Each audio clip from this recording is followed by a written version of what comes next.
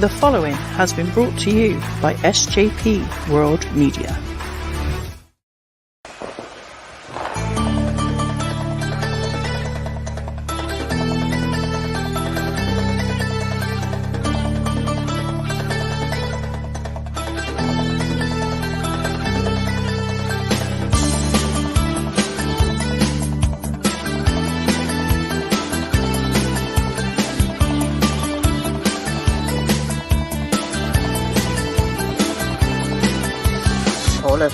Hall of Flame, no opinions are the same. Bubbly chocolate in the bin for the poll, who will win? Green soda wrestling, pimple dick ranting, air fryer Brussels sprouts, Maxi often cheats.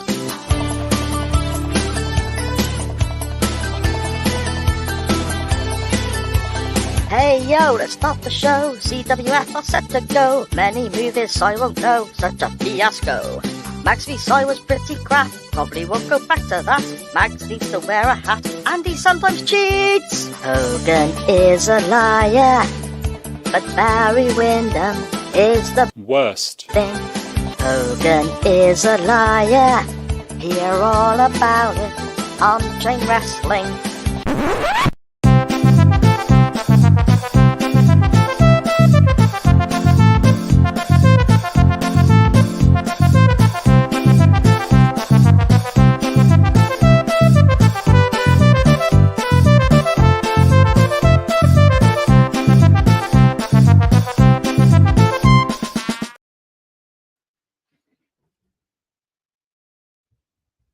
Hey, why did you hold your breath whilst doing that for such a extraordinary long of time? Mate. I'm toying with my microphone and stuff, and what happens with it. Because I have noticed when I've been doing shows that the first couple of words I say come out dead funny. Like when I start the intro to the Doctor Who pod, for example, it comes out really quiet.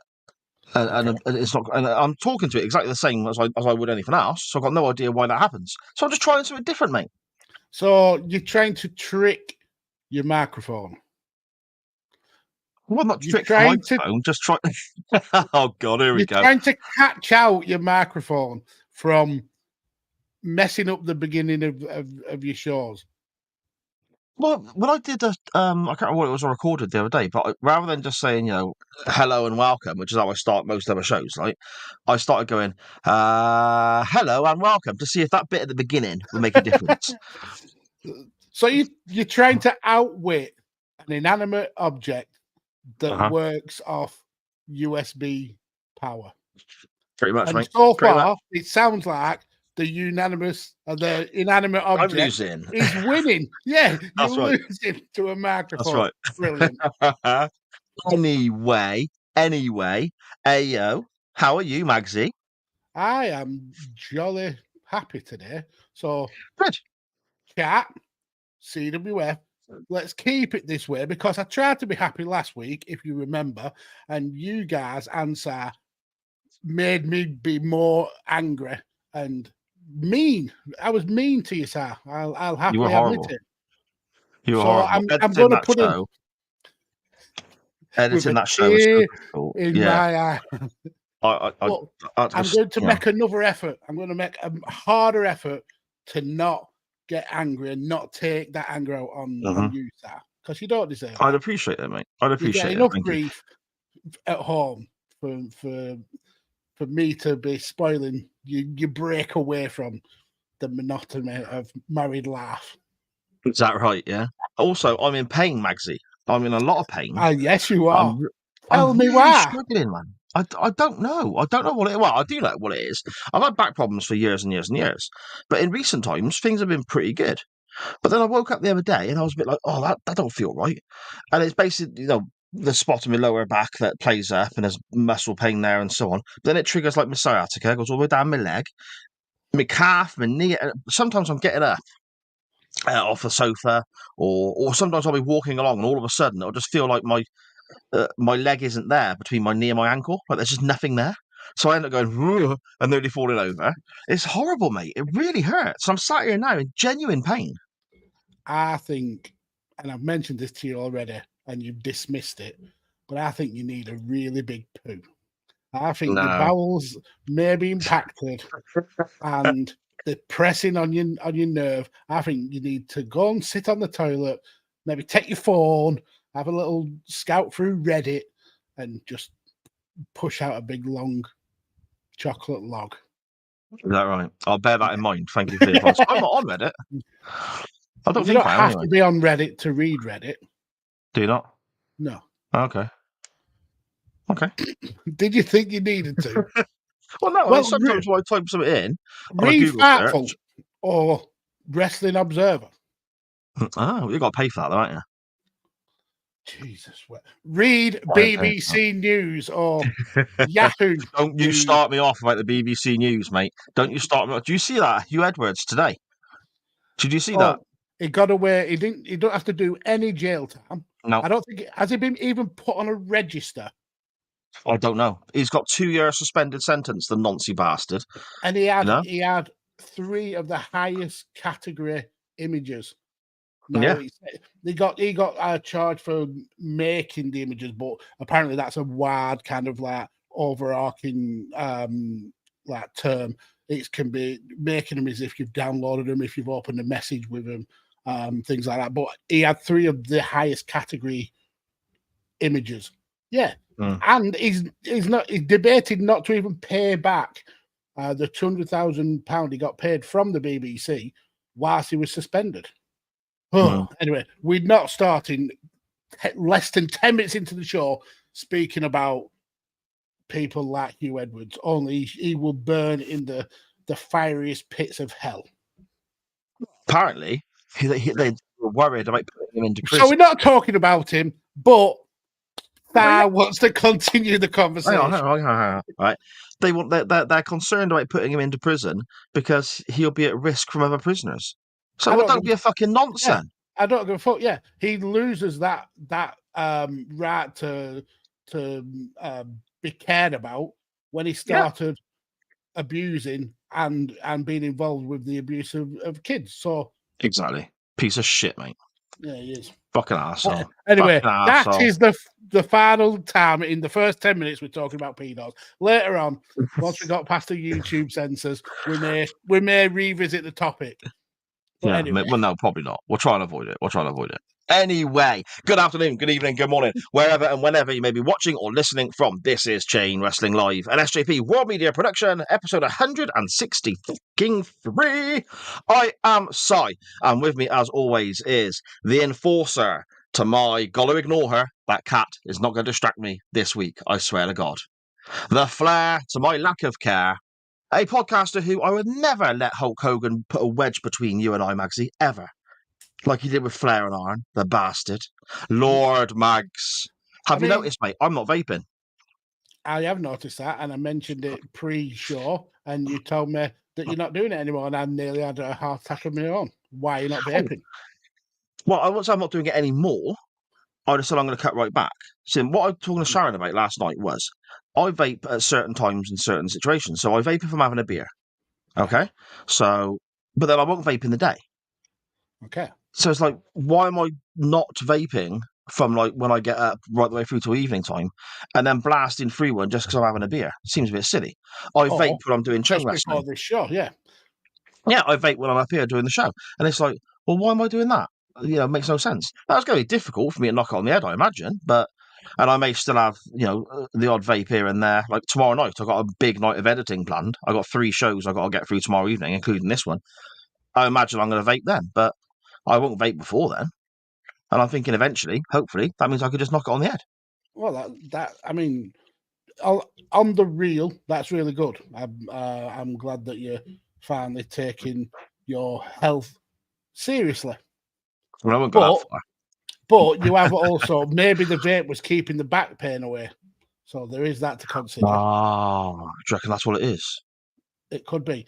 But I did want to go back to something that you said in your tenuous rhyming intro. You said that Hogan has never drove a wedge between us, but he tried to last week with his horrific things that he said. Is it true? Yeah. When I said knock the section on the head, and you said no, don't. It's the best section we do. We need it. That's what draws in the viewers. So I didn't say that. I mean, in a roundabout way, he did. No, I fucking didn't. You blagging bastard. I mean, I suppose going way, way, way back. I mean, roughly, I don't know, 163 episodes ago.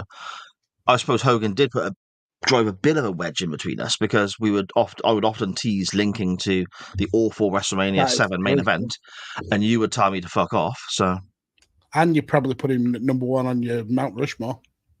No, it's a shame what's happened with Hogan, isn't it? From a fan's standpoint, do you know what I mean? Because he was a hero to so many. I mean, I was a Hulkamaniac when I was a kid, and now it's just like, ugh, he's gross. I mean, I was more of a Macho Man and Ultimate Warrior fan, but yeah, I did like Hogan as a wrestler. But yeah, it is sad. You're right. It's very, very sad because he was the face of that generation. Can you imagine if in 10, 15 years' time, people like Cena are saying and doing horrific, ridiculous things? How bad it would be for the kids growing up now. So yeah, but either way, fuck Hulk Hogan for the things that he says and does. Spot on, mate. Spot on. Shall we dive into the chat and see who has joined us? Let's do that. First up, we have Dashco Defcam, aka Steve On. He says, "Evening all. We'll be on a walk last week, so we'll be listening for an hour or so." Well, we always appreciate Steve O, whether it's for his Steve O section or just some of the amazing answers he gives to non-wrestling topics, or just being a listener in general. The guy is superb, and definitely go and check out all of his content. And in that case, then you should probably try and get his handle right as well, shouldn't you? Defcore Dashcam. I literally said that. No, you didn't. What did I say? You said something like Dashcore Defcam or something. You flipped it all around. Well, I mean, that might be a show that he does like as like a spin-off, but Defcore I'd watch it. Dashcam. Yeah, exactly. Okay. And next up, an absolute superstar, Dan Griffin. He says something that I said backstage when the amazing King Pig Brothers does our artwork, and I made this exact comment about Sar's face on Arn Anderson not looking that much different, and I think that Arn Anderson may be Sar's real dad. Do you reckon? It didn't look like it changed anything. No, and it distracted me whilst watching the match because I kept seeing you facing Ric Flair. It was weird. Yeah, it was weird. But yeah, Dan, I absolutely agree with you. He doesn't look like there's been any editing at all. I think that's just literally Sar's dad. Anyway, he then says, "Evening, folks. The first lady of the SJP World Media Network, Sharon, says it's Monday night. You know what that means." And again, I'm going to go off on a bit of a tangent, but hark back to a couple of weeks ago when I really gave Sharon some grief because she made promises to disabled kids and didn't follow through. So if you don't remember, she said about a month ago, something like that she would send my granddaughter a pen because you were showing off with your pen. Said, and my granddaughter absolutely loves Mario, but she's got autism. And when I told her that Sharon was sending her a pen, she got really excited and kept asking, "Is there a pen here yet?" And I'm like, "No, Sharon's forgot. Sharon doesn't care about the kids." Anyway, it came this week, and Thea absolutely loves her little Mario pen. She thinks it's absolutely brilliant. So brilliant that she's wrote over one of my mouse mats. She's drawn loads and loads of pictures. I caught her trying to write on the wall to test the pen. But yeah, she did her homework with it. Yeah, she thinks it's absolutely brilliant. And awesome. as a make do, Sharon sent some amazing bath bombs and little trinkets. So definitely check out Sharon's shop business, RBF Luxuries. You will not be disappointed. Some of the stuff that Sharon produces is absolutely amazing. So we appreciate you, Sharon, and Fia says she absolutely loves the pen. So thank you very, very much. It's awesome. Then we've got Pigs Badders, who didn't send me a package. So really, I've got nothing nice to say to King I Pigs have. Badders.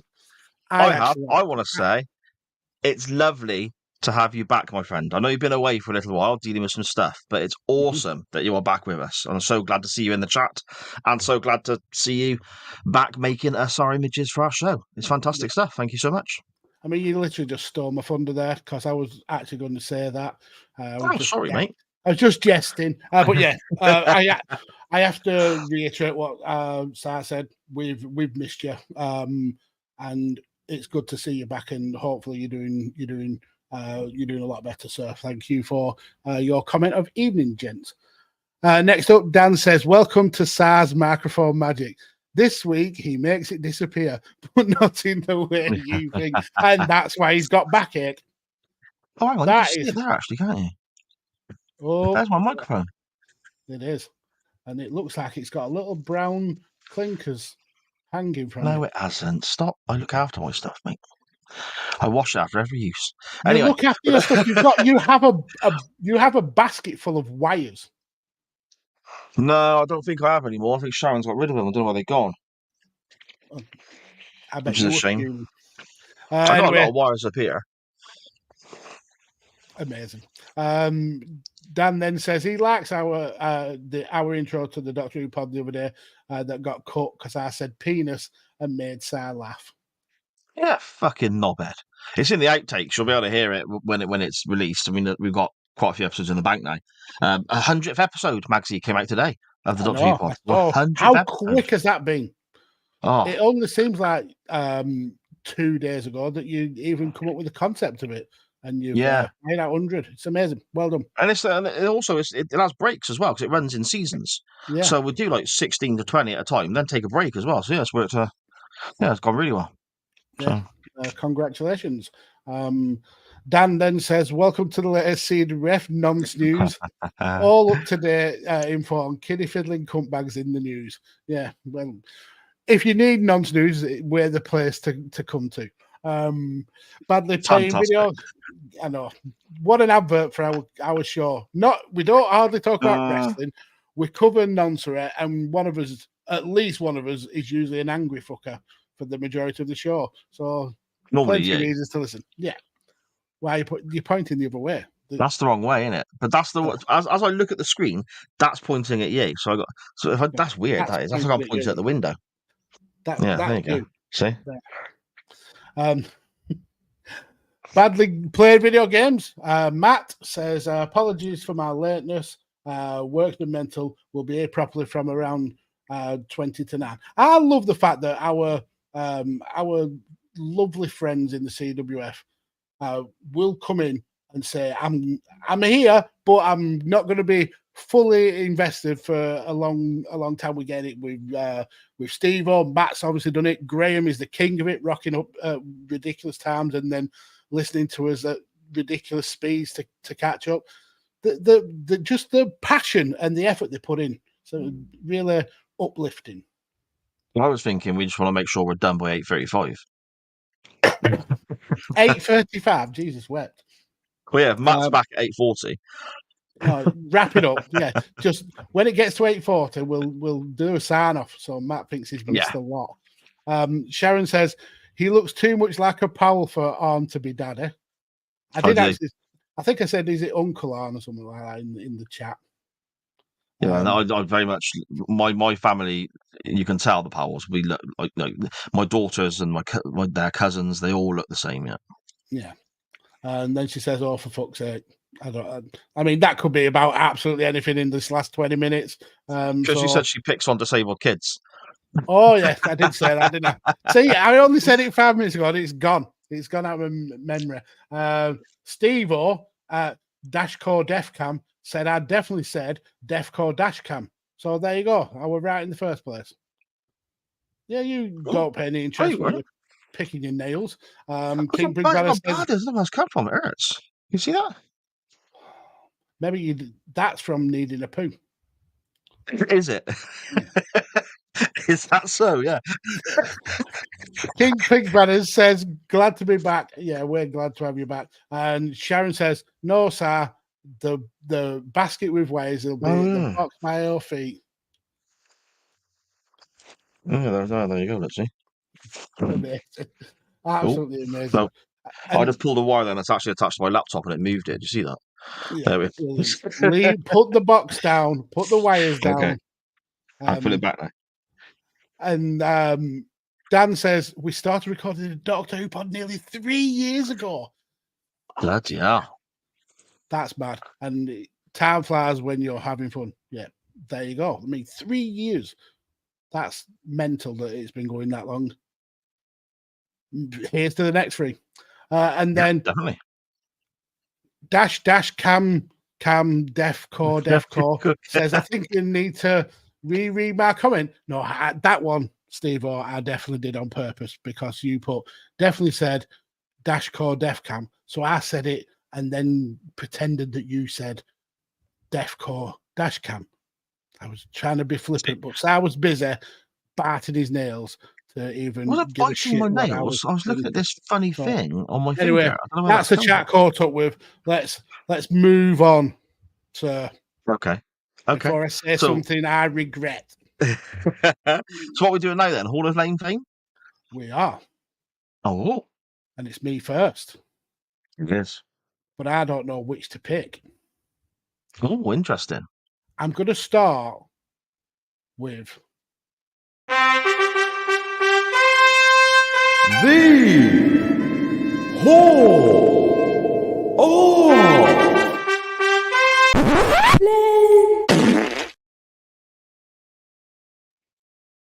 So, have you got one of each?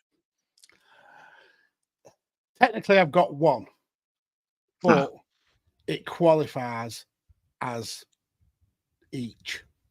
Okay. Let me get into it. So, as many people know, I have got a memory like a goldfish. So I often have to message Sarah to say, have we covered X subject before? So I messaged him early on today and said, have we covered Jim Johnston? Has he been inducted into our Hall of Fame? And instantly he was back. Yes, very early on, Jim Johnston is a Hall of Famer. Now, I predict that Sarah thought I was going to induct Jim Johnston. And I had to scramble for another one. But actually, that information played directly into my hands. So let's go back, talk about Jim Johnston for a minute. So everybody who's anybody in wrestling knows that Jim Johnston was the guy for WWF and WWE's theme music. He's written and produced more than 10,000 pieces of music, predominantly for WWF. But unfortunately, in 2017, after several meetings with the upper brass, namely Vince McMahon in WWE, Jim had expressed concern that his input into WWE's theme music was kind of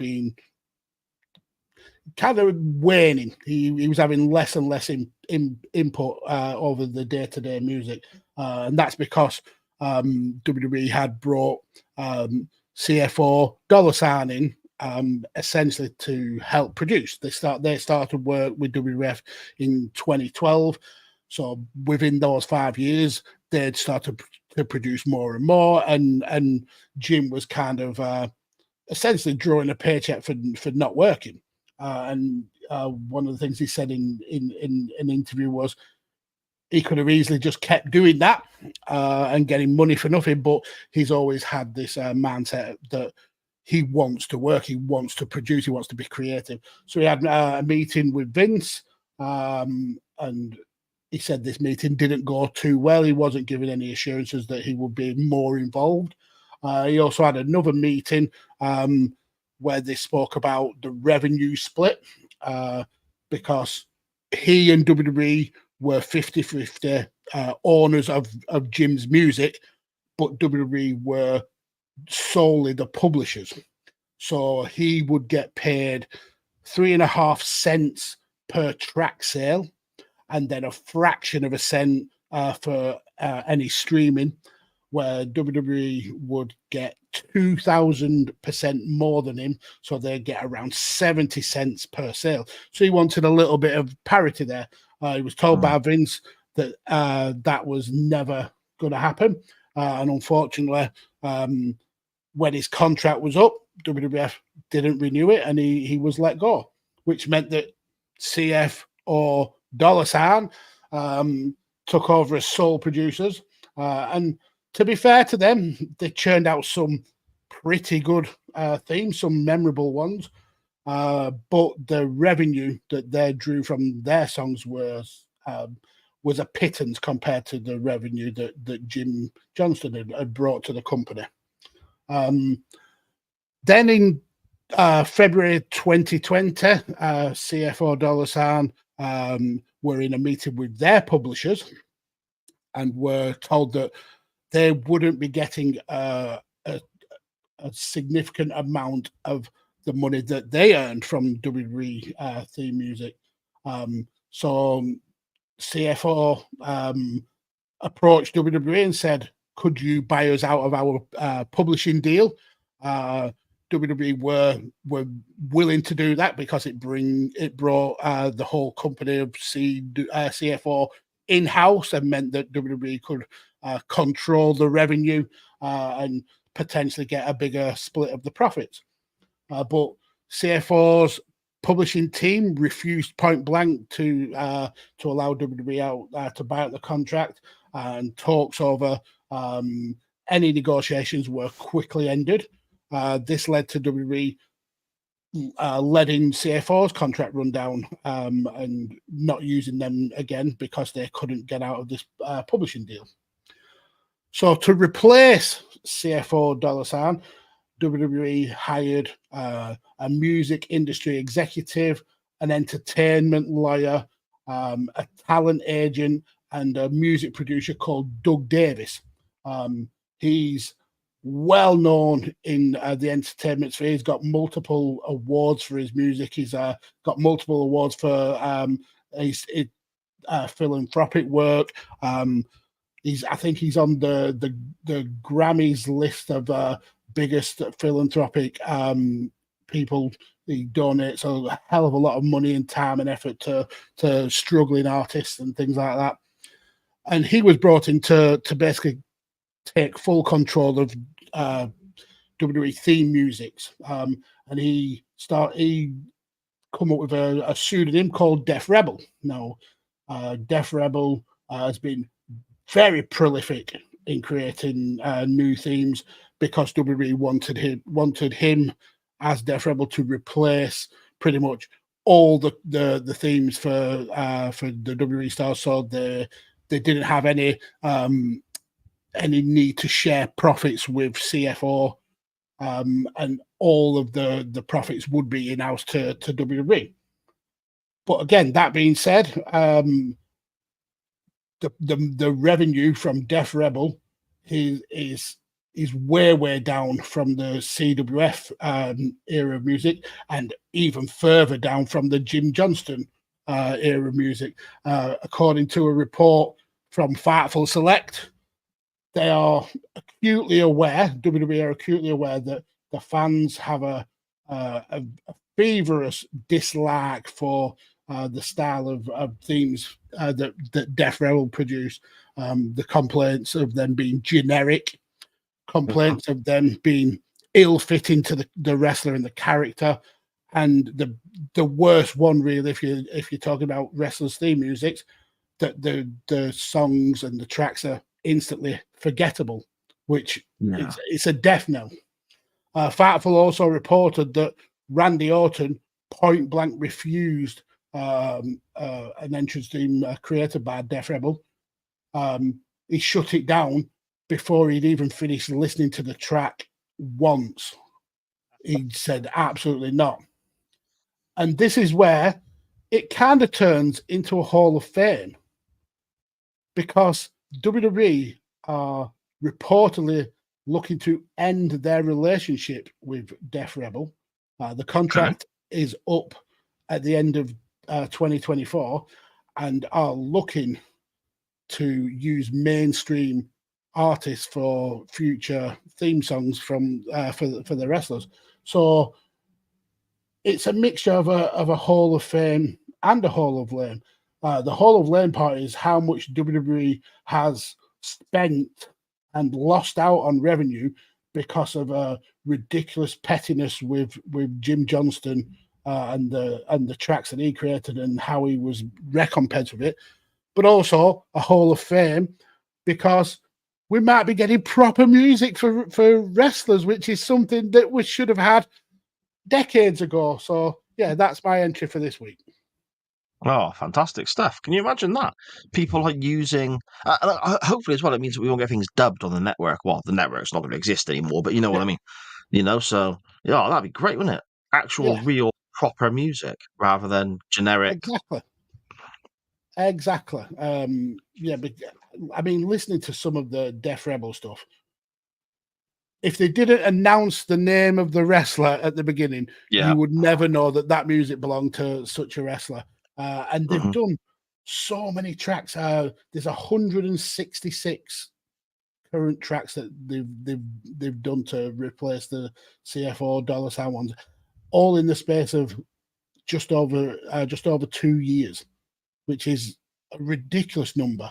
But yeah, I can't vibe with Def Rebel tracks. No. Some CFO ones were really good. I mean, the Glorious, Alistair Black's theme music. Undisputed Era as well as them, wasn't it? That was good. Yeah, I really like that. But I would prefer Jim Johnston's stuff any day of the week. But yeah, that's my intro for this week. Oh, brilliant stuff, mate. Absolutely fantastic. I mean, I suppose playing devil's advocate, generic stock music, of course, gave us the theme for the NWO. But I think that's the only time it's really worked, isn't it? That's the exception to the rule, I think, isn't it? Yeah. Yeah. Fair enough. I want to go from talking about a well-informed, well-educated piece there, Magsy, that you put forward, talking about all these different finances and percentages and earnings and so on. And I want to go from that and talk about bums. Now, I've told you need a big poo. You definitely, it's all the signs are there. Is that right? Well, one person's bum in particular with my Hall of Lame this week. WWE and the WWF, of course, for quite a while had a certain type of lady in mind when it came to having female characters on screen, whether that was as a valet, a manager, or as an in-ring performer. We all know the type that I'm referring to. Now, somebody who didn't quite tick the boxes there, but at the same time didn't deserve the shit that she got, wasn't actually Mickie James, because Piggy James has already gone in to the Chain Wrestling Hall of Lame. This one is, I think later than Piggy James. If it's the one I'm thinking of, then yeah, it was after Piggy James. 2003, I'm going back to, Maxie. Is that the right sort of time frame you're thinking? Yeah. Didn't last long, but you had, in my opinion, one of the most beautiful ladies in pro wrestling history in Trish Stratus and other people around her, talking to another incredibly attractive lady in Molly Holly. And Molly Holly's character at the time was that of someone who was a bit more of a prude than anything else, was a bit more... snobby's the wrong word. I suppose prude is the right description to use. Than these. Yeah. And for a few weeks, it became the thought process of Trish Stratus and the other wrestlers, or all the material they were given, to explain her attitude away by saying she doesn't like them because she has got a fat ass. The whole gimmick then became about Molly Holly has a fat ass. Down to the point where they were putting down her ring gear in the ring on national television to display large underwear, saying that she had a fat ass, calling her this all the time. Of course, the commentary team are lapping this up. Jerry Lawler when he was there, and whoever else was on commentary, calling her a fat ass and so on. Absolutely ridiculous statements to make. Because if you look at Molly Holly, she's a wonderful looking lady. It's insane that they could body shame or attempt to body shame this person who looks so good. Thankfully, this didn't last very long. This hung around for a while, but got dropped eventually when they decided to go a little bit further with the prude character. So on one hand, I'm thinking, great, the fat ass thing is going away. Brilliant stuff. But it was replaced with her getting mocked because apparently she was legitimately still a virgin. And again, the prude aspect became even more focused upon. And it makes me think, how is mocking somebody like that for that reason worthy of a television? Well, not even television, because television's a real drama, a real soap opera is slightly different. This is pro wrestling. Yes, it has huge soap opera elements, but I sit down with my daughters and watch a pro wrestling event. I don't want them hearing that. That's disgusting. Mhm. And then also, I don't want them thinking, oh my goodness, this lady looks really nice. She looks wonderful. Why does everyone think she's got a fat ass? And why are they laughing at her? It's disgusting. So my entrance into the Hall of Lame this week, the Chain Wrestling Hall of Lame, is Molly Holly being a virgin with a fat ass, because it's another example of Vince McMahon's booking and the terrible body shaming and morally corrupt attitudes that WWE have often had to their female performers. So there we go. Yeah, Vince's fascination with women's weight and looks and things like that, they're just so draconian. It's like living in the dark ages sometimes. I mean, this isn't even the last of him subjecting women to ridicule for their asses. Let's not forget that he did fart in Natalia. That was a thing.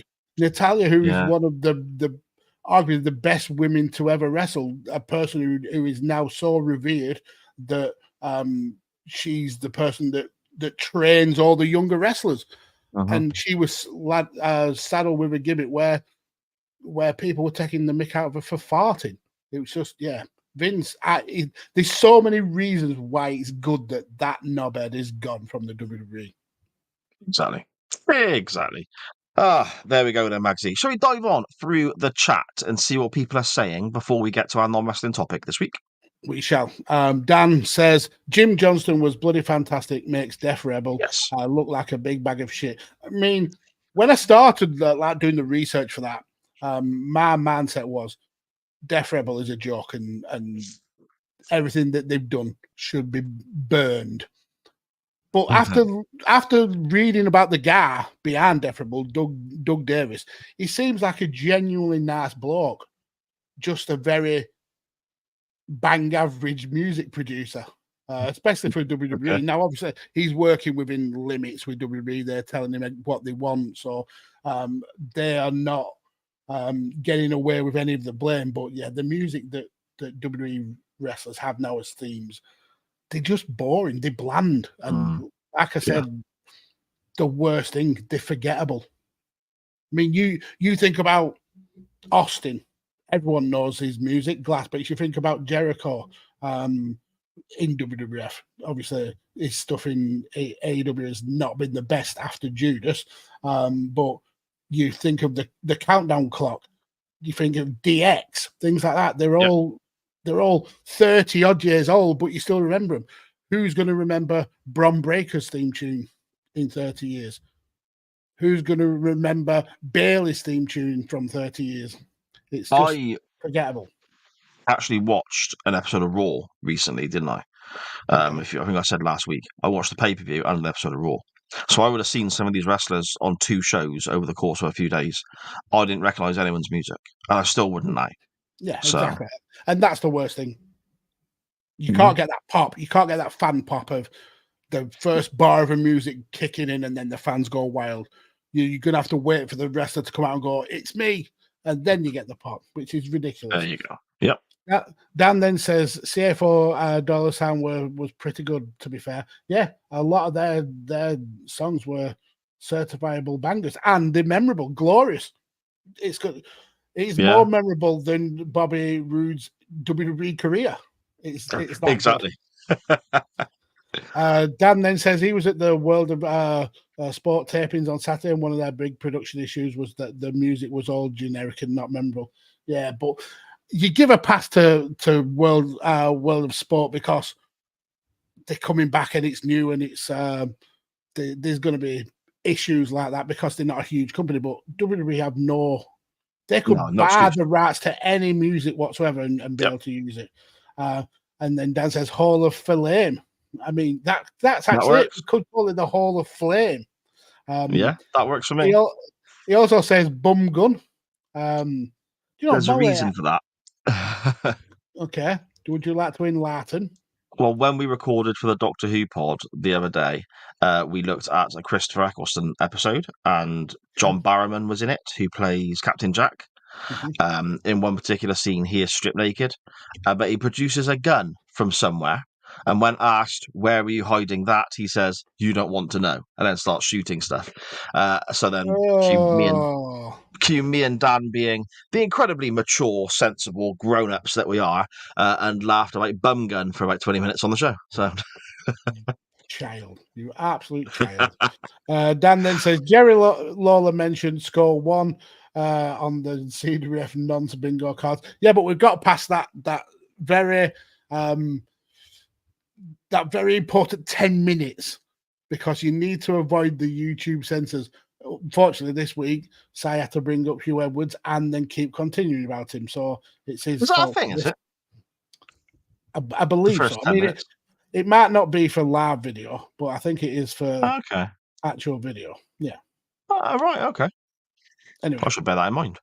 Dan then says, thankfully, I blocked all this Molly Holly shit from my memory, and thankfully, Sars just brought it back up to you to bring you back these horrific nightmare fuels. And then Dash Cam Defcore says, to be honest, music is in general today is forgettable. Yeah, it is. You're right. Yep. That's why we all need to listen to screamo, emo music. Well, on that bombshell. Shall we talk a little, non-wrestling topic, Magsy, I suppose? We shall, when I find the button, because we've got a new button for it. Oh.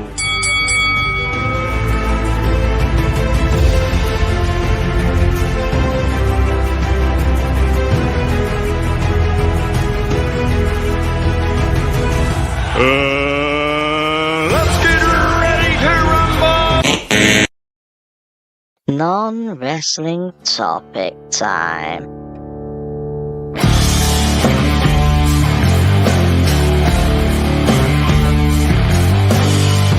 Good God Almighty, there will be no wrestling talk here. Business is about to pick up on chain wrestling. Side Lord Max, please cut it out. Are you sitting comfortably?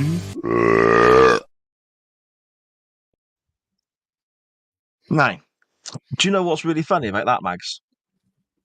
Go on. That had some very generic rock music in it. It did. But also, I'm obviously very cautious when it comes to copyright and stuff like that, as everyone is fully aware who's listened to any podcast I've been on. When you said we've got a new button for this, I genuinely didn't know what you meant because I totally forgot making that. We played it literally last week. I know. It weren't until it started, I went, wow. Simple way. This week's non-wrestling topic, Magsy and I asked you all to just let us know about random items or random situations that you have grown particularly attached to, whether it's a certain item like a favourite pen at work or something, or a certain taking a break. Do you know what? Sharon's made me a pen and I've left it downstairs again for the second week in a row. That's the Man United pen, isn't it? No, it's not actually. It's not. Okay. No, they won this weekend, Maxie. Woohoo! So But did anyway, Burnley. yes. Burnley stuck They one did. right on Leeds. And Yes. going off tangent, all over TikTok, well, all over my particular TikTok because of being a Burnley fan, there was loads of Leeds fans saying how they're going to stuff Burnley, and then loads of where people do predictions of where teams are going to end up in the table, and the amount of predictions what had Leeds top and Burnley just outside the playoffs. And that less than 24 hours later, Burnley had stuck one on Leeds at shitty Ellen Road, and all those fucking TikTok creators who think they're clever and dirty Leeds fans had massive eggs on their faces. So fuck you, Leeds. Fantastic. It was brilliant. Oh, always fuck you, Leeds. 100%. Always. Yes, anyway, a particular mug or taking your break at work for a certain reason at a certain place or anything like that you've grown an attachment to, which may be a little bit unusual or a little bit, you can't quite explain why. And we had quite a few comments of different types, Magsy, didn't we? We did. I mean, we asked for random, and random we got. I don't know why I went all children's TV presenter then. That was a bit weird, wasn't it? I think a few comments, didn't we, Magsy? I think you're just angling for a job on CBeebies, aren't you? No, I couldn't be doing them fucking puppets and shit, mate. They get on my nerves. Fuck You that. could be the puppet. I could be the puppet. Yeah, Is that someone right? with the hand up your ass. Who was that? That was that Connolly? Brian Connolly? It's a puppet. Do you remember? Yeah. And then he didn't do Dangerous septic peg as well. That's it. Yeah, Dangerous Brian with his ears sticking out the thing. Yeah. I wonder whatever happened to him. Is he still about? He was in EastEnders for a while. Was he? Yeah. Up till very recently, maybe about 6 months ago. Right. Okay. Fair enough. Anyway, we begin, Mags, because I'll read them out in the order they come into us, obviously. We begin with our good friend Ray, at Ray_Kerr, I want to say, I think. He says... Ray Gow. Gow. He says, yeah, but Gow is the name, because it's G-A-U, isn't it? Yeah. Right? But his Twitter handle is Ray_Kerr. Kerr. That's what I said, Kerr. Right, okay. All right. Well, I'm glad we're on the same page. He says, I always have my morning coffee in my Death Note cup. Just a superstition. One of my favourite animes. Okay. So, Death Note. I don't think I've seen any Death Note. I do know of it. Matt in the comment. Normally we would leave these, but till later, not leave them and ignore them totally. But Matt says, Sir Powell channeling his inner Jeffrey from Rainbow there. he's dead, hasn't he? He's been dead a while. But I would have said more of a cross between Zippy and Bungle. Zippy and Bungle. That's not a good combo, is it? George was a weird one, wasn't he? He was a bit camp, wasn't he, that hippo? Why was a gay pink hippo that could talk weird? Because he didn't be stand up more for himself. inclusive. Be more inclusive. There's nothing wrong with any of that. He didn't stand up for himself. You had Bungle, who was a bit bossy, and then you had Zippy. Let's be honest, Zippy was a dick. Bungle was bossy. What's it? Yeah, he massive charged, talking didn't he? bear. Yeah, he should just come on in and go, "Oh, don't do that, Zippy." Normally, rightfully, because Zippy was sensible. A bit of a twat, wasn't he? Yeah, It was the sensible. I wouldn't say bossy. but then I'd say George Zippy would just was go more along bossy. with everything. Yeah. I mean, Just stand up for himself. But why did you mention they had to be a bit camp? Well, it just was a bit of a, just was, wasn't he? You're just pigeonholing him there. Pigeonholing. No, not at all. Pink, I wonder what happened to all those then. Hippo puppets. Well, they're puppets. They're probably just in a warehouse somewhere. That's a shame, though, isn't it? It would be weird if Bungle was in a warehouse because he was generally a man in a bear costume. He'd be quite. Well, yeah, I'm assuming they take the man out before putting Bungle in the warehouse. But do you remember when I think very late into the run of Rainbow, they changed up the head of Bungle? Now, obviously, he No. had the classic bear look, but then they had a very horrific kind of monster-looking bear. Yeah, it was very unsettling. No. But I've seen a picture of. I'll try and of find a the- picture of it. Yeah, okay. I've seen a picture of the original Bungle, like right at the very beginning, and it is fucking terrifying. And then they changed it to what we have, well, what we remember now. Do you know Rod, Jane, and Freddie as well? Yeah, do you know that is a weird combo then? Because Jane was married to Rod, Yeah. And she was left fucking him, everyone. and then she went with Freddie, and they still stayed as a Yeah. little group. That's Yeah. One of them died recently as well. Was it Jane who died, or was it Rod, or maybe probably Freddie? I don't- Syphilis. she died of gonorrhea. Anyway. Yeah, are you trying to find a picture of Scary Bungle? I am. I found it. Yeah. Oh my god, that's a. Can you Oh, share it on the screen? Is that possible?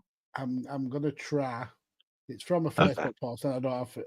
Oh, we've got it. Let's have. Well, we'll have to just stop the one we've got now Yeah, okay. and present a fresh one. This is where you Yes. click on the wrong button and your Pornhub pops up or something. That one, I think. That's it. That's the original one. That's horrific. That's the one that- That's the one that started first, and It then they got looks- rid of that it one for the looks Bungle. like- Yeah. One kind of bear. He's wearing the torso and head of another bear, Yeah.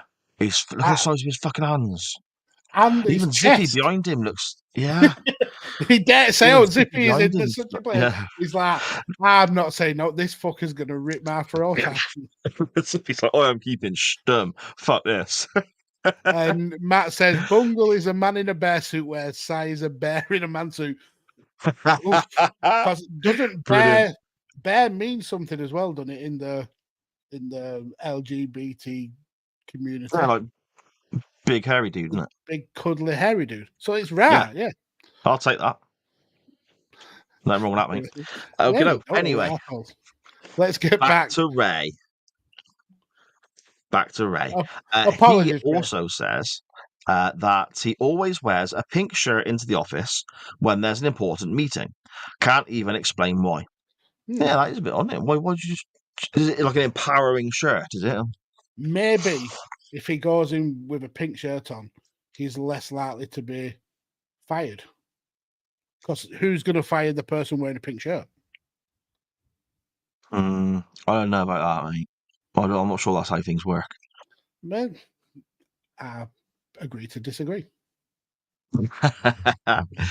We have here at Pigs Bladders on Twitter, and he says, lowering the tone as always, Mags. He says, I've noticed that over the course of my lifetime, I've become quite attached to my cock. I saw this one. Jesus, what?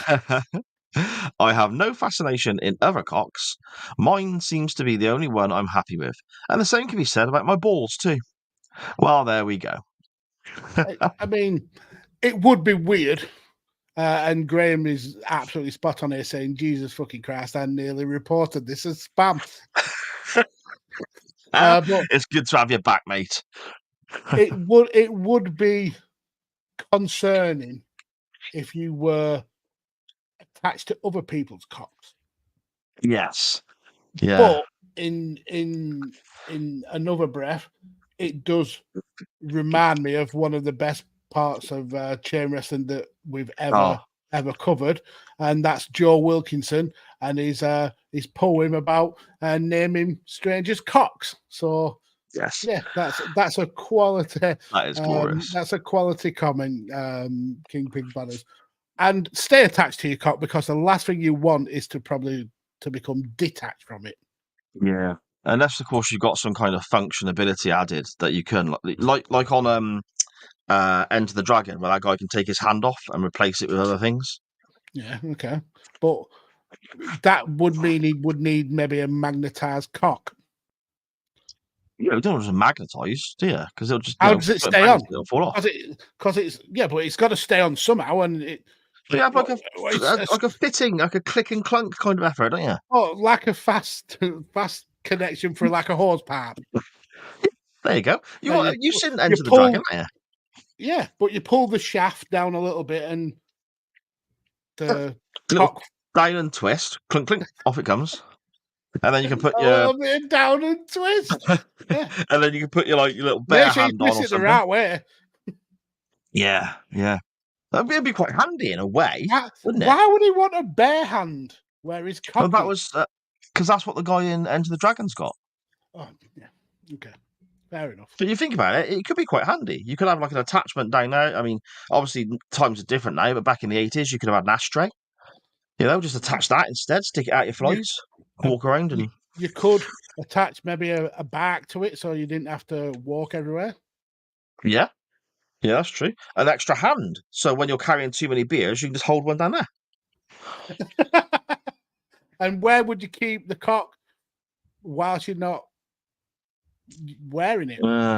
See, This in is my a- head, I'm thinking some kind of Batman-style utility belt with lots of attachments around the outside. That makes sense. Yeah. We should patent this. Yeah, along with cream soda aftershave. Yes, there we go. Well, that's a reference. Fucking hell. That's going Yeah. back. That is. I bet there's certain people who listen to the show now who have got no idea what that means, and I'm going to add zero context. MGB Graham on Twitter at MGB Graham, he says, recently it has been a Vandal disc that I hate found this. and is working well with my newly found forehand. So whilst Mason is doing his ball golf, I'm working on my forehand form with a disc that I came across by chance.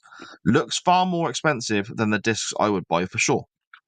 So, Vandal disc, is that like a make of No, disc golf thing? You're asking somebody who would actively avoid looking for disc golf fucking frisbees.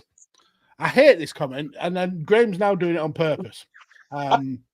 He's now saying he's better at disc golf because of a frisbee he found. And a frisbee he found that he wouldn't have spent the money on because he would buy cheaper frisbees. So no wonder you were shit at disc golf. It's because you had a shit frisbee. And it's Frisbee's weird, crap, and so are you. and it's weird that he's working on his forehand form. That sounds wrong on every level, Graham. Surely you could do with a detachable penis to work on your forehand form and not maybe frisbee. It's not the first thing I think of when I want to improve my forehand. See, is it that different, really? Because you're throwing it into I suppose you've got to go round the trees, aren't you? So backhand and forehand would be quite important, wouldn't it? No, No? it's just a frisbee, isn't it? Okay. They're trying to make a sport of something you throw for a dog to go and chase and bring back to you, aren't they? Really? Yeah, okay. There's a very interesting comment in the chat there, Max, that's just popped up that we might want to look at now, actually, whilst we're talking about this. Which one? They The are very bottom genuinely one. There we go, yeah. Does that say the godfather of WWE fame? He's number 2 in the USA. What rankings at throwing a fucking frisbee in a hole? I used to like Charles Wright. Do you know? So now he's gone from the hole train to the hole train. Don't you ever criticise what I put in my intros again after that horrific effort you just put forward. That was off the top of the head, though. You write yours weeks in advance. Weeks in advance? 90 seconds if we're lucky.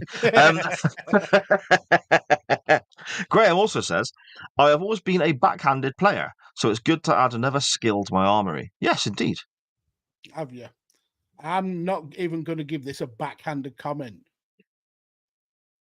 Okay. Shall we move on? Yes, we shall. Okay. Steve-O at Elite FPL _Steve-O on Twitter. He says, I'm going to confess to something now, which only my mum knows about. I'm attached to a cuddly toy rhino I've had since the age of 5. Oh, that's fantastic. I genuinely can't sleep without knowing he's there. His name is Rhino. Rhino the Rhino. Not overly creative in the naming department, but I suppose at the same time, you were 5. So That is not even embarrassing, Steve. That's absolutely amazingly cute.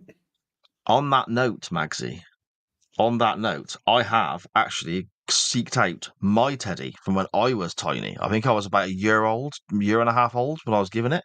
This is Casey Jones, the train driver. Now, he's not in the best of nick anymore because he is 43 years of age. But that's him there. Oh, that's really cute. There's no stuffing in him anymore. Look, all his stuffing's come out. He's got stuffing in his nose, but not. And he's got lots of holes as well. Can you see these holes where all his stuffing's falling out and stuff? And he's got a big patch of denim sewn across his arse because his arse wore out because it was just like tatty and knackered and stuff. And he smells quite bad. But yeah, look at it. That's my teddy. That's really cute. Sharon says I'm not allowed to let it near the baby because it's gross. Pass it down. It's an heirloom. That's a family heirloom. So one day you will present that on your deathbed. You'll say, "This is for you. Look after this teddy as I have looked after it." And then Sharon will go, "Nope," and drop it into the bin. Yeah, using the tongs from the barbecue or something. That's the first thing that's going. Steve-O continues. The word attachment is used a lot by @MindPump to help you do things you'd find difficult to perform normally, i.e. attach mobility, stretching exercises to when you're watching TV. Okay? Making sure you're getting your vitamins and minerals in. Attach it to breakfast so you don't forget. That makes a lot of sense, doesn't it? Yeah, it really does. A current attachment is when I'm loving a TV show. So right now, it's Lost. From roughly 7:45 p.m, I'll watch 2 to 3 episodes a night. This will apply to Prison Break soon. I've never seen Prison Break, he says. And the same goes for Game of Thrones. This time next year, I should have gotten through the 8,000 episodes, he says. Wow, that's a lot. I mean, there is a lot. There's a lot in Lost. I think the Game of Thrones ones are 10 episodes a season. So, and then the last season was 2 episodes shorter. So there's probably there's close to 80 for that. Prison Break, I'm sure there's like 24 episodes per season. There's like 5 seasons in there, something like that. That's like 100 and odd. Yeah. So you've got a lot of work there, Steve-O. Some good stuff though. Prison Break was good. I enjoyed Lost as well. That was good. Prison Break for 2, maybe 3 seasons. Yeah. The first season is fantastic. Lost 3-4 seasons are cracking, and then it gets a bit stupid. Yeah, it's all on Netflix now, isn't it? It's all been added to Netflix this week. Yeah, they've had a Brassic as well, which is brilliant. I keep thinking about watching that because that was filmed in and around Burnley and Bacup and towns near me. So yeah. Did you have to get the hired help to run out and like beat them away from your drawbridge and stuff if they filmed too close? No, they cordoned the areas off with metal fencing. I see. Okay. Steve-O continues. Breaks at work. I have to have my second break at 5:30. Also, when I do a specific transport job, it's right by an Asda with a McDonald's. I have to buy a McDonald's, he says in capital letters. Grim McDonald's. See, I'm actually really hungry, so talking about food is a bad move right now because I'm surprised that my microphone hasn't picked up my belly rumbling yet. I hope it doesn't because it's quite embarrassing, but I'm so hungry. Luckily, Steve-O doesn't mention food again in any of his comments, apart from all of them. Yeah. He says here, when I used to go to London Zoo, I always had to buy 4 M&S chocolate twists. If you haven't tried, you must. Also on the way, I would go to the KFC up the road near Madame Tussauds to get 4 wraps of the day. They stopped this offer a couple of years ago now, for fuck's sake, he says, but they were delicious. Okay, my daughter works at Marks and Spencer's, actually. I could just ask her to get me some. Yeah, there you go. So next week's homework, you're trying you're trying some M&S chocolate twists. There we go. M&S is expensive shit, man. You have to get them for nothing. I ain't paying for that. You fucking Bit of a tangent, Steve-O says. Those wraps of the day were $1.99. I believe the wrap on its own now is nearly a $5. Why? Scandalous. The meal, it's just ridiculous, mate, isn't it? The meal is virtually £6 for the wrap with some chips. Con jobs, yeah? Wow. I mean, Absolutely insane. it's literally a tortilla, 2 bits of chicken, and some salad and sauce, and and that's a $5. Disgusting. Yeah, it's ridiculous. At FPL Semi-Casual is here with me, Steve-O says. Whenever I come to Devon, which I am now, I always buy, despite the extortionate price of £23, 2 Burger King XXL burger meals. It's ingrained in me to always go to a service station and buy. Then, as a dessert, I get 2 bags of Percy Pigs. Percy Pigs, what are they? If I remember, the bacon flavour crisps. Oh, so not an actual dessert then? I don't think so. Unless they Okay. mean something else in Devon, which is very likely. Don't you get those little pig sweets as well that look like oh no, they're shrimps, aren't they? No, you do get pig ones. Do you? Pigs they're like pink chocolate. Then shrimps are like foam, aren't Yeah, you don't get like bananas and pigs, do you? That's bananas and shrimps. they? No, yeah, bananas and shrimps. I love a Burger King, you know, so much better than a McDonald's. Yeah, bacon double cheeseburger from Burger King is elite. Elite. It is. Oh, I'm so hungry, Max. Steve-O continues. That evil cackle of yours, then. Fucking hell. Making sure I'm going for a 20-minute walk after I eat a medium to large meal. I've attached this now for over a year, and it truly does help with digestion. Oh, okay. It's clever. Yeah, that's right. Whenever I have to. me and Sorry. Mrs. Mags go for our walks, I always tend to need a poo afterwards. So maybe that could help cure your back and leg and knee ache or whatever. Go for a walk, have a poo. That sounds like the worst advertising slogan ever, doesn't it? Or like public service announcement. Go for a walk and have a poo. It could be a perfect advert for Andrex. Yeah, I suppose. And you could tie it in with like Clark shoes or Adidas trainers or something, can you? You could, like multi-level marketing. Almost We're like so creative. SJP shop, kind of like TikTok shop, but shitter. Brilliant. I have to do the walk without failure, Steve-O says. That's a definite attachment. I feel guilty if I don't. Oh, okay. So that's almost like a sort of mental urgency to do it, isn't it? Yeah. It's like, you know. And the way he spoke about kind of like attaching things that you struggle to keep on top with things that you do every day without even thinking about it, like taking the vitamins with your breakfast and get that mental attachment. It's a really clever way of integrating it into your daily life, I suppose. You've got the negative side of your mind working that way as well, like I spoke about earlier on. I've obviously then, thinking about the way Steve-O explains it, the way you just explained it, I obviously attach vaping or previously smoking with having a beer. Because that's... So it can work in a negative way as well, your mind in that way, I suppose, can it?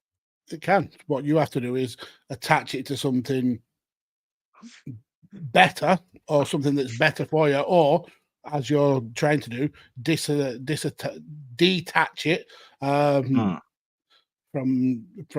your routine altogether, which fingers crossed you can do, and it'll help you poo better, won't it?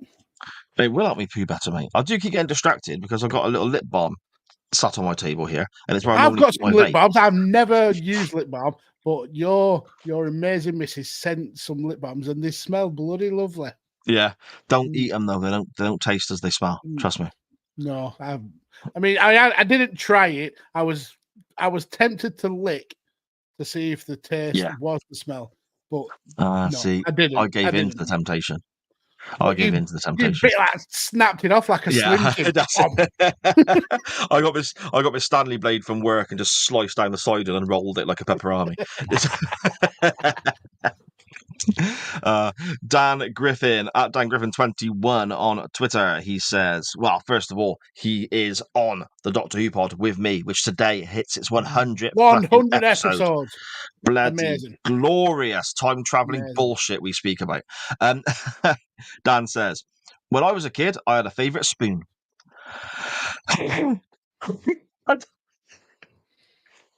Are you mocking him for having a favourite spoon? Well, yeah, a little bit, but the thing is, some of my ones I'm going to talk about in a minute are so similar. I had a favourite spoon. I took it to primary school and accidentally chucked it away because I was 6 and stupid. I was devastated. No way. That's heartbreaking. That was genuine. Yeah, I wasn't Yeah. mocking then, Dan. I didn't laugh at that, as sad as. I'm genuinely heartbroken for you. That's horrible. Dan also says, I always take my tablets in the morning using the same glass. Don't know why. Superstition to make sure they keep working, maybe. Okay. Yeah, because that's why they keep working. If you try drinking out of a cup or a beaker, you're fucked. That's it, knackered then, isn't you? Absolutely knackered. I asked Dan what was so special about the spoon, and he responded, it had what I thought were fancy engravings on the end of the handle. I could have sworn it made yogurts taste better. Yeah, because that's how things work. Looking back, it was just the You're last of an talking old about set. a guy who thinks that if he doesn't take his tablets with a drink in the same glass, that they won't work. So clearly, he's going to think that yogurts taste better when using a special spoon. It's like what do they call it? Like the power of suggestion. Yeah.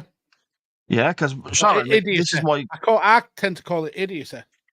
okay. This is my cup of tea cup. It was part of a set, I think. They've all got broken. This is what? the last one that I took That's from a my mug. mum's. First of all, that's a mug. Yeah. All right. And you said it's your cup of tea cup. Oh, Yeah. right. So that's the only cup you will have tea in. Is that what you're getting? Because if I have tea, I've got a habit of leaving my cup up here when I finish on a Monday night, and then making a cup of tea in a different cup, and it never tastes the same. Okay. I mean that's your mind. That because it's essentially the same ingredients, isn't it? It's water, milk, cheap tea bags, probably 5-6 sugars. No, I don't have sugar. Because you're sweet enough. No, why do you assume that I would have 5 or 6 sugars? Where's that come from? Just to take away the horrific taste of Tetley tea. Why have Yorkshire, mate? We spoke about this the other day. We did actually, yeah. I remember now. Yeah. So yeah, you don't need any sugar. Do you have sugar in your tea? No, I don't have sugar in coffee. I don't have sugar in That's anything. not what I asked. I genuinely don't ever put sugar in anything. Do you remember when we were kids and we used to put sugar on top of our cereal that was already laid chocker with sugar? Yeah. Mrs. Maggs, she is obsessed with cereal. She would rather have cereal as her evening meal than anything that you have to cook. And she will still now put sugar on everything. And I feel secondhand cavities forming in my teeth from watching her eat sugary cereal and drink tea and coffee with sugar in. My granddad, God bless him, he's passed away a few years back now. He had quite bad diabetes towards the end of his life, and he used to love sugar puffs. So when he obviously couldn't have sugar puffs anymore because of his diabetes and his health and so on. So my nan used to buy him puffed wheat, which is basically exactly the same as sugar puffs, just without the sugar. My granddad would just put sugar on it. I couldn't. I mean, that links to me and the wife this week, because for the first time in decades, she picked up a box of sugar puffs, and they're not called sugar puffs anymore. Are they what? What are they called now? No, they're just called puffs. Really? Yeah. Are they like honey puffs or something? No, they're on the box. It's got Honey Monster and then puffs. That's shit, isn't it? They dropped the sugar because of the connotations of it being like bad for you. Yeah. But yeah, Do you remember Start? Do I remember Start? What, like an hour Yeah. and 14 minutes ago? No, dickhead. Start the cereal. No. You don't remember What's- Start? Oh, Start was banging, mate. I've never I don't heard think of you can it. get it anymore. Oh, it was really good. Really I good. very rarely have cereal, but if I do, it's multi Cheerios. They are my I do like multi Cheerios. cereal Yeah. bags. Yeah. Ask Mrs. Mags if she remembers Start. It was a good. That was a good cereal. I've never ever heard of it. Never in my life. That was a have I real heard of it. thing. I've not made that up. CWF people in the chat. I've not made that up, have I? Start's a real thing. I'm going to have a look. Yeah, they were like honey and like little round things, and they were supposed to help you with sport, but they were just full of sugar and crap and like They look like multi Cheerios. No, they're like round things, isn't they? 3 of them stuck together. Yeah, like multi Cheerios stuck together. Oh, okay. Yeah, that works. Yeah, I suppose. Yeah. They were good. Oh, Do I've they still never- make them? Have they been discontinued? I don't know. I can't find anything saying when. Oh, they discontinued in 2018. I've never ever heard of them. Never. They were Wow. so good. Really nice. Anyway, Really that nice. is a tangent and a half. It is. Matt We got said- more from the Matt says Start was the thing and it was terrible. Wow. I don't. To be honest, with Matt, I love him to bits. I genuinely do. The guy's an absolute legend. It's got But some I think terrible sometimes- takes. Oh yeah, I think sometimes he just says things to get a reaction. I don't think he genuinely believes some of the things that he says. There's no way one person can be that much of a conundrum of controversy, and you can take that name, Matt. It works. It's good. There's no reason why the one person would have that kind of all in one. Do you know what I mean? I think you're right. I think he lives to just be contradictory. Yeah. He's like one of those people who have to be the coolest in the group. Like, Okay. if everyone likes a certain band, he likes someone else because they're not as commercial and they haven't sold out. That kind of person. Right, Just okay. uppity. Thinks his own shit Is doesn't that right? stink. Yeah. Magsy, unless I missed any, all we've got left is what's coming to us via WhatsApp now. So And this will be Matt as well, because again, he can't act like everybody else. He has to send it by WhatsApp, doesn't he? Because he has to be the odd one out, the special one, the center of attention. we have a comment, first of all, on WhatsApp from Morty. And Even worse, the human sausages. there's human sausages. He says, when asked, oh no, I've pressed something on my phone, it's gone all funny. There it is, it's okay. He says, the other day when I was looking around a new build, the RD, what would that be, RD? Regional Director? Yeah, I would have thought so. Thought it was strange that I described the dry store as being beautiful. The drive store. Dry store. He's looking around a new build, like I suppose home that he works in and so on. What's a And the drive person- store? Well, that'd be like your larder, wouldn't it? Like your food cupboard. Oh, like a pantry. Yeah, but bigger, I guess, because they look after it's not just one person who lives there, is it? There's like loads of people. Yeah, okay, fair enough. So that's where you keep Well, all your it is stars weird and stuff. describing it as beautiful. Yeah, maybe a little. But then again, Morty is weird. He knocks around with fish. Yeah. So Yeah. We have next Matt Lewis, who messages us here on WhatsApp. And Matt and says, not in the comments like every other human. I love how much that boils your piss. It cracks me up every week. There's an old Liverpool shirt, the 98-99 season one. That was a good year, actually, wasn't it? 98-99. I think that'll be United- Candy. Will that be sponsored by Candy, or was it still the Crown Paints era? Well, no, I meant because United won the fucking lot that year. But anyway, Oh, no, fuck them. he says it doesn't fit me anymore, and it's literally falling apart. But I still have it on a hanger in the wardrobe. I call it my Street Fight shirt. I guess it was me thinking I was Shane O'Mac, which in hindsight wasn't the best role model. Laugh it up, Mags, he says. But to be fair, I did have an actual punch-up in it. and ended up with a bloody nose. And the guy was my best friend.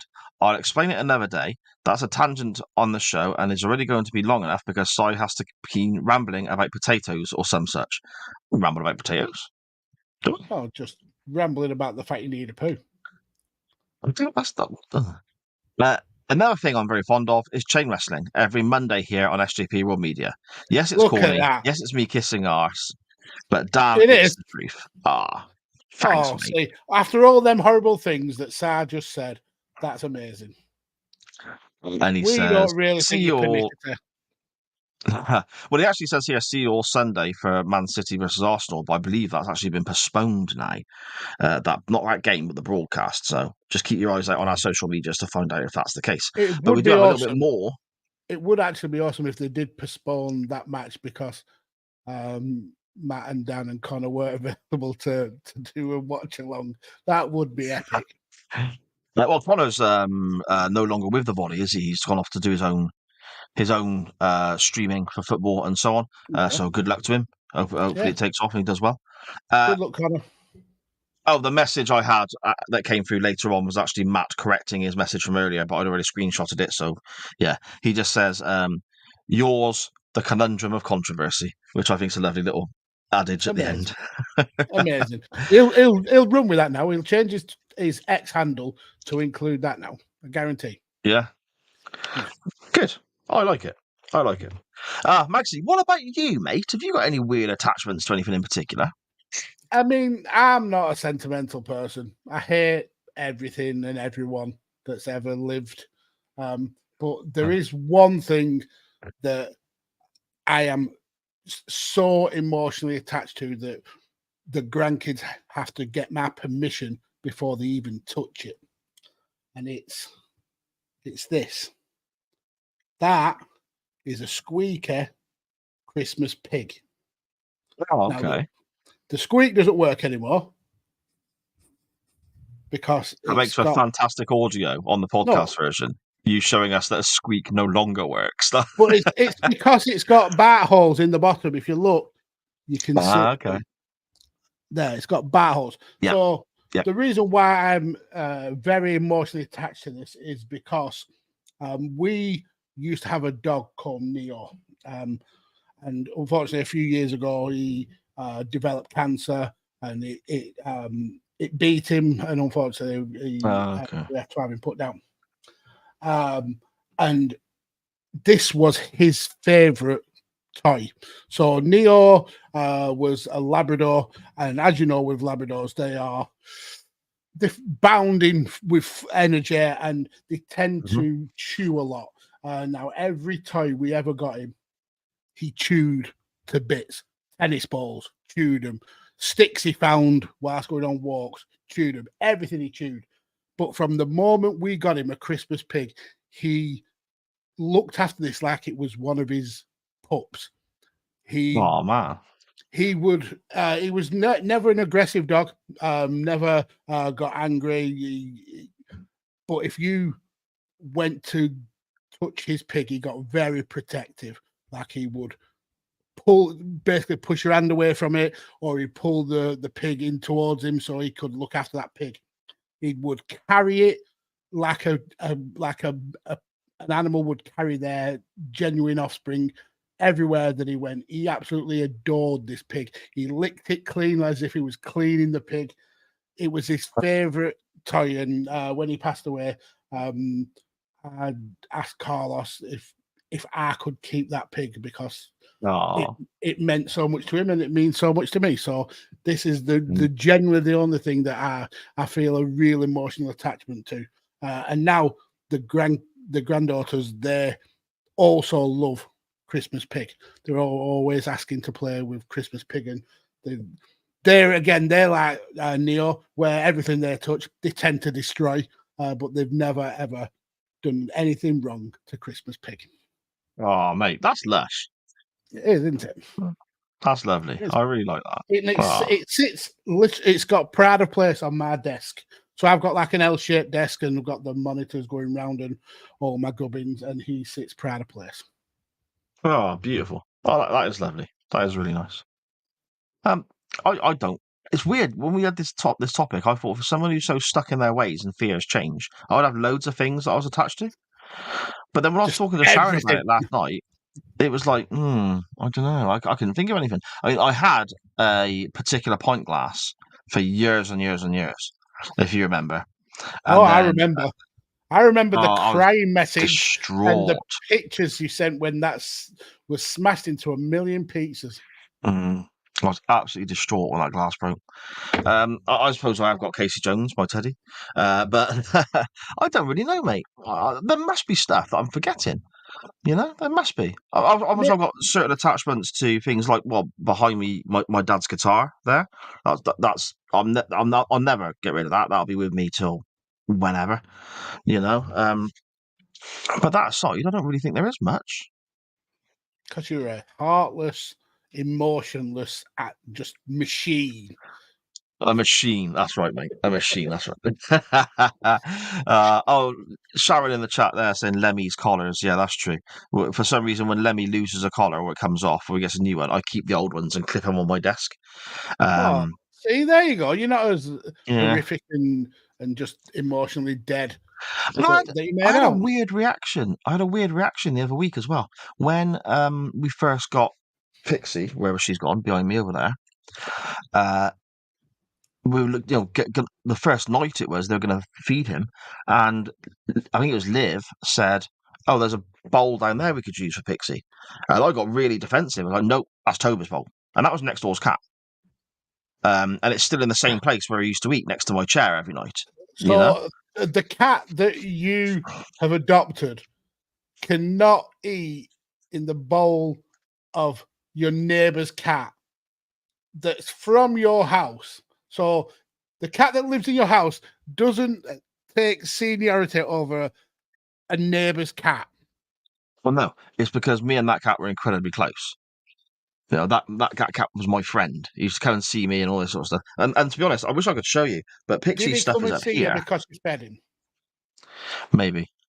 No, because I didn't feed him. I didn't feed him at the start. He used to come and see me. He used to get on the bed and watch telly. If I was doing research for shows, for example, the cat would come and watch the TV with me. And write your research, I reckon, as well. Yeah, type it out for Very me. likely. Just look at my notebook and pen and go, why don't you use your laptop, you fucking idiot? Maggie, should we scan through the chat and see what people are saying there? We shall. I've got to zoom right up. And Connor's in the chat, by the way. Hello, Connor. Connor. Hello. Hope all is well, sir. And I hope you're absolutely smashing it with your football streaming. Sharon will bring it up in a minute. Your coffee cup that you don't drink tea cup, coffee tea cup. Oh, no, she meant my pen. Okay. What's on that? That is the Houston Texans NFL team, which I suppose I've got an unusual attachment to there. Surely, really, Sharon making you or getting you one of them, would that not go against every fibre of her being? What with her being a Dallas Cowboys fan? Well, I don't know. Do they have rivalries like that? Because Sharon's got NFL teams that she hates, but I don't think it's the Texans.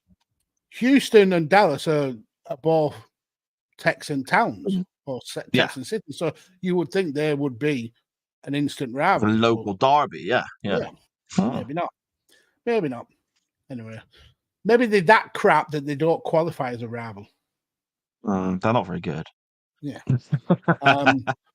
Matt says effing Forest. Yeah, because you did well. Liverpool did well there.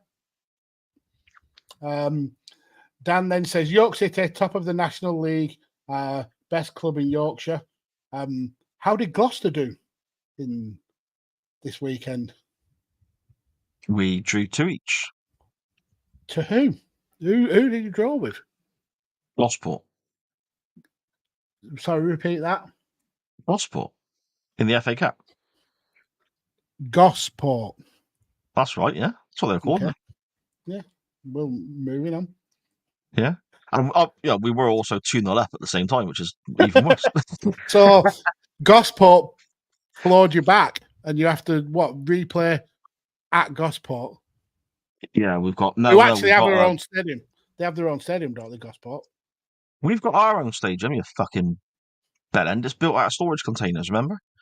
It's no, that was That's an not away a game. statement. That is where some gypsies lived before they were moved on by the police. That was the away game, so we draw 2 each, and tomorrow night, Tuesday night, we've got the FA Cup replay. So Okay. Moving on. to see if we can win that, I we get said through to the moving on. third. I said moving on. Ah, fucking hell! I hate it when you're in these sort of. Sharon says, "You know what mug I use for coffee? Can't be any different. Same with tea. I use this mug, which is a coffee mug, for both tea and coffee, and not always Interesting. Big Dick's coffee as well. I do use other coffees. Is that because they didn't sponsor us, Max? So you're saying fuck Yeah, you you for them? know, I didn't buy another bag of Big Dick's coffee since. No, fuck They them. can fuck off. I might smash that cup now, actually, and get a new cup of a coffee company that will sponsor us. Matt says, "Oh, we've covered this one that you covered your inner Jeffrey." Zippy, of course, had the same voice actor as the first ever Dalek. Did he really? I mean, I didn't know that. He's literally put, of course, as if it's just common knowledge. Everybody knows that, surely. That does sound like the sort of thing that I would know, but yeah. Yeah. Maybe you can put that into episode 101 of the Doctor Who pod. That's already been First recorded. ever Dalek. Episode 102 then. Jesus wept. Dan says, when he was working customer service coming out of the pandemic, he ended up into a bit of habit of taking a shit at 10 a.m. and then at 4 p.m. because that's when the worst calls came in. Fantastic. It's good when you can control your bodily functions to get you out of horrific situations. Dan then says that original bungle is the inspiration for Cocaine Bear. I need to see that again. Cocaine Bear was brilliant. Sharon's, oh, good Lord, it's all coming out. This may have been a bad topic to pick. Sharon says, I've always called Sa my bear. Oh, you little cutie. I'm not going to start calling you bear. No, weird. Don't do that, Mags. That'd be very strange. Matt says, "Oh," and then he also says, "Miss your King Pig Brothers." Yeah, we've covered that, Matt, ages ago. So you're a bit late on the boat there. Dash Core Def Cam again says, "Blimey, Sar referencing Enter the Dragon, or would that be Dragon the Enter? Maybe." Matt says they're genuinely looking in. Oh yeah, we've covered that. I'm going to have to look that up because I can't imagine Charles Wright leaving wrestling. Yeah, leaving wrestling, then living his actual wrestling gimmick, being the owner of a strip club, to becoming one of the world leaders in frisbees in a net. He actually owns a strip club, does he? Yeah, I believe so. Okay. There's lots of YouTube and Facebook videos of him playing disc golf. He wants to grow up, doesn't he? Really. So I assume that he's quite good at it. Dan Griffin, number 2. Yeah, which also describes what I think of disc golf. Dan says 90 seconds if we're lucky. That sounds familiar, Sharon. A whole 90 seconds, Dan. I'd have enough time to get a drink as well. And then when you were speaking about your belly rumbling, Dan said, what we were all thinking, we just thought you were farting. Nah, sadly not. Oh, Max, having a cough? That's not happened for a while. That I've had to actually mute the microphone. I'm actually impressed with saving them up, mate. Dan says, fucking hell, 2 double XL meals is an effort. I can only manage one. Yeah, that's a lot of protein and carbs, but Steve also does do things like exercising and working out and looking after his body and things like that. So it's a balancing act in it. Sharon says Percy Pigs are M&S sweets. Oh, okay. So so we must have been right about pink chocolatey pigs, I'm assuming.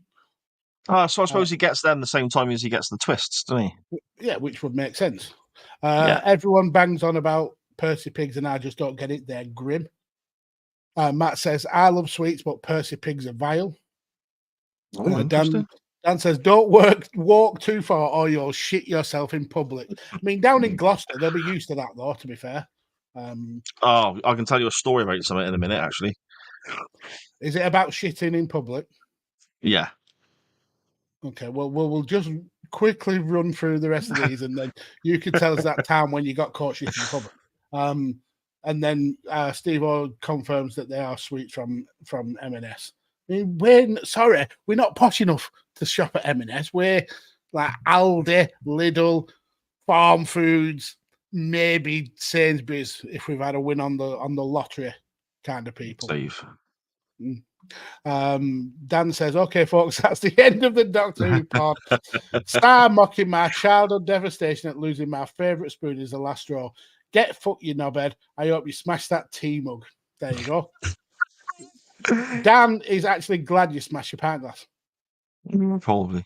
And then King Pigsweather says he's never heard of him. I think he means Start. Because Start, yeah. Matt says Start was a thing. It was terrible. See? Just like he has to be controversial for controversy's sake, doesn't he? And then Dan says, for Matt's undeniable contrarianism, see no further than his refusal to admit that he does in fact believe in Joe Hendry like the rest of us. How can you not? He's literally a multiple-time CW Hall of Famer because everybody believes in him, and he's got himself to the top. Matt also confirms that it was the Carlsberg that was the sponsor for the Liverpool shirt, and he's also already changed his X handle. Dan says the man who hates change doesn't have any sentimentality. Well, that's true. He doesn't. He just, unless it's staying the same and never ever changing, he just doesn't want to hold on to anything emotionally, do you, Sal? I don't, mate. Out with it. And then Sharon instantly contradicts him by saying, he won't even let me clear out the kids' baby clothes, even though they are grown up. He still has some of Charlie's dummies. He has an orange cow. Orange cow. Sharon just proving Sa as a Billy bullshitter is brilliant. I mean, that could be the replacement for the Hogan section. Instead of Hogan is a bullshitter, Sa is a bullshitter. It literally just got shot down once, twice, 3, 4. So yeah, no sentimentality whatsoever apart from everything that you've ever owned. I didn't say I wasn't sentimental. I just meant that I couldn't think of anything. There should be stuff because of how I am. So, but the kids stuff, I'm really sentimental about. Like Sharon got rid of some clothes the other week, and I was very cross. Wow, were you going to wear them? Sharon says, on the Eagles. Is that the Philadelphia? Are you not a big fan? No, she hates the Eagles, yeah. Is it because they're good and they beat the Cowboys a lot? I don't know. I don't know. Or is it just one of those weird, just instant hatreds? Why is it that you hate the Eagles, Charlotte? Let us know. Yeah. And Sharon says the Percy Pigs are not chocolate, they're jelly. So, that's Haribo kind of thing. Okay. We're going to have to try some, Max, aren't we? Yeah, we are. And then we'll leave it at this one for last. Matt he's just a pernickety little arsehole, isn't it? He believes in Josh Alexander. Well, Josh Alexander got whooped by Joe Hendry, so Josh Alexander can fuck off. I mean, he's amazing. He'll be brilliant in WWE when he finally gets there. But in the terms of this, if you believe in Josh Alexander, you're a wrong un. Wrong. Yeah. Anyway, that's the chat. Awesome stuff. There we go. Yeah. Our Livs did work experience a few weeks back. Like, you do school and college, don't you? And she did it with my brother-in-law, Alex, who's got his own plumbing business. And on one occasion, they were driving, I don't know if they were driving for lunch or something like that. And always Liv would come in and we'd say, "Oh, how was today, Liv?" "Yeah, all right. Yeah, all right." Yeah, because Liv's that's the way she is. I mean, Dan's met her. People, takes a lot for Liv to sort of open up and carry on. Like one day, she comes back. How was work, Liv? What did you get up to? How was the work experience? And she was like, "That was all right." But whilst we were driving back from lunch or whatever it was, there was a woman with no clothes on from the waist down taking a shit on the side of the road. She felt very keen to tell us about that. I mean, it sounds grim, but imagine if that woman was clothes from the waist up and was still taking a shit. Taking a yeah. Well, it would be a bit more self-contained then, though, wouldn't it? I suppose. But if she was wearing white pants or a white skirt, you would know. Ask Tennessee Lee. Is that so? Well, yeah, very true. Yeah. Magsy, I guess now then all that's left is for us to actually talk a bit of wrestling, isn't it? Finally, only 100 minutes into the show. Let's get ready to rumble!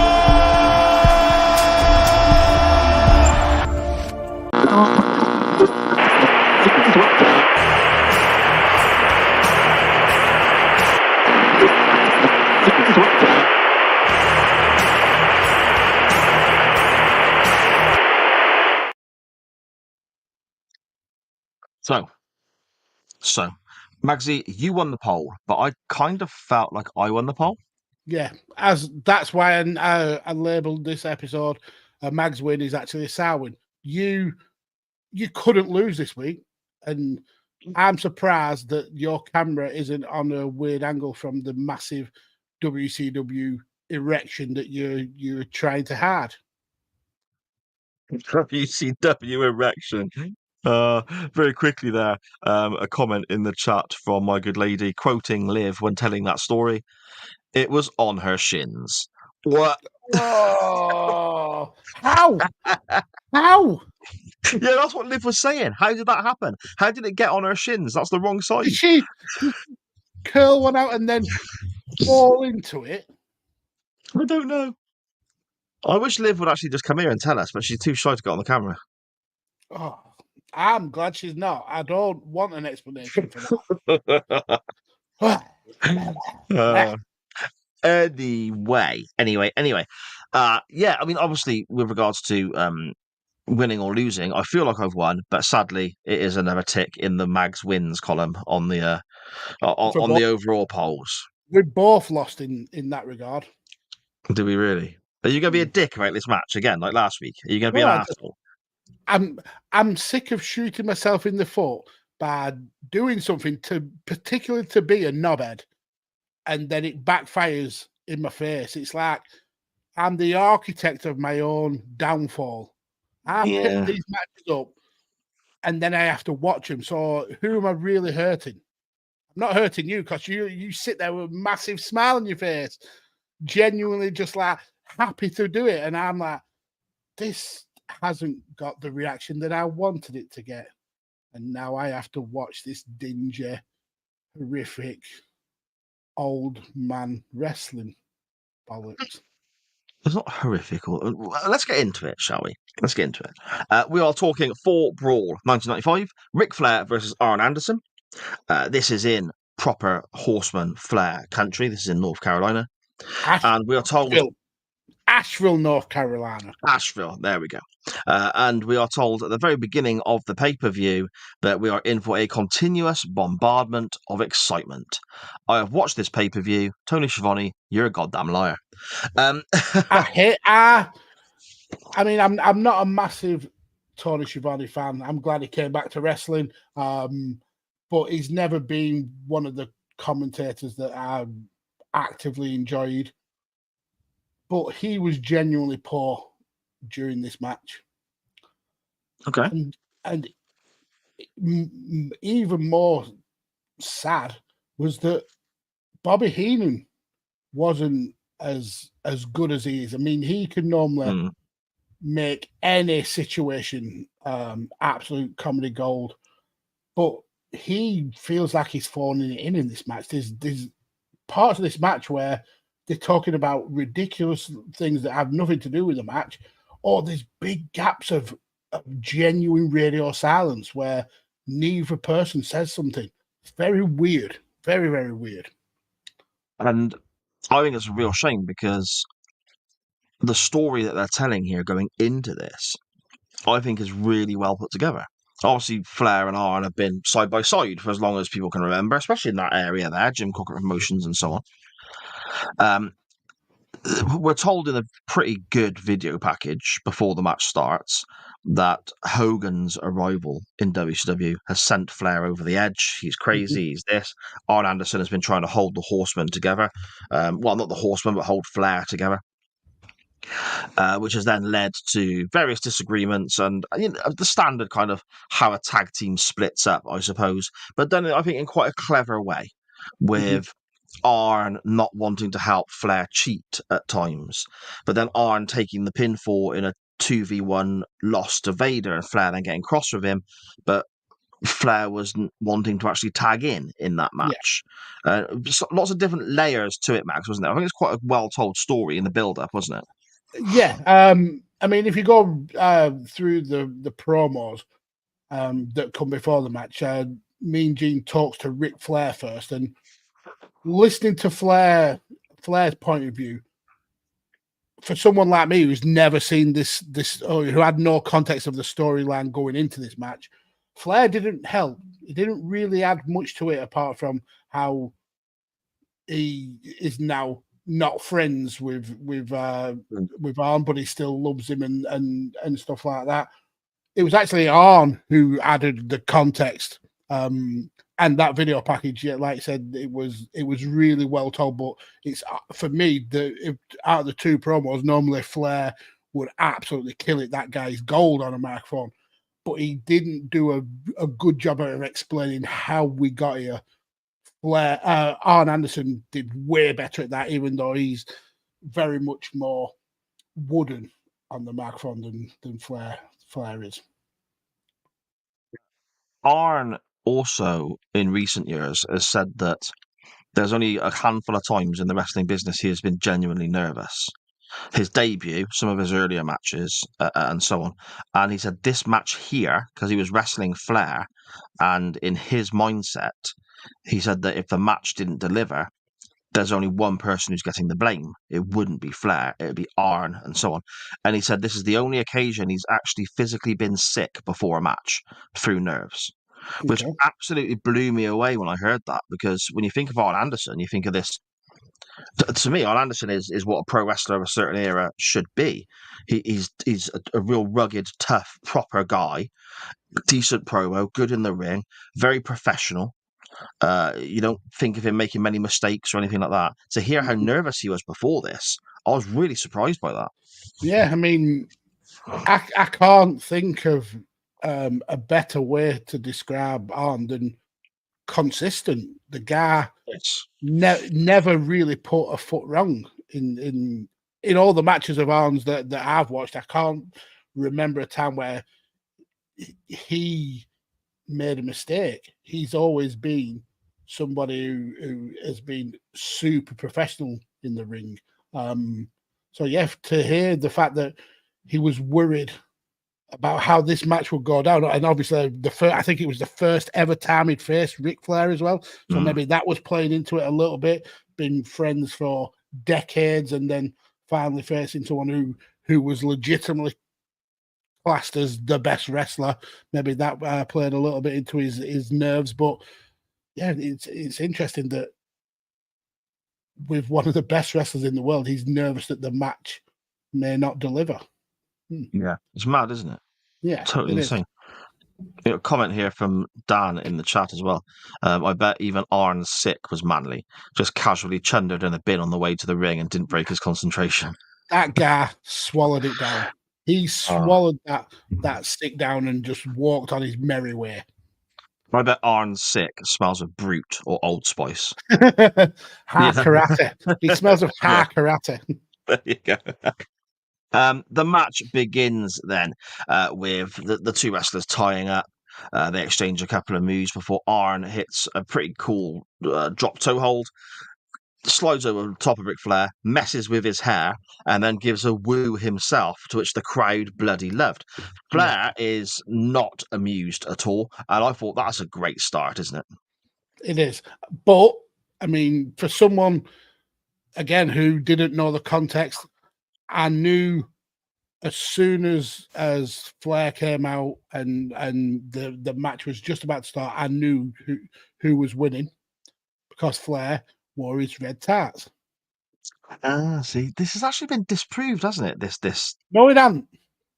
Just Okay. move on from that. It's been that is the truth. If he's losing, he'll wear his red tarts. Fair enough. WrestleMania 8, he wore red. He lost there, didn't he? Mm.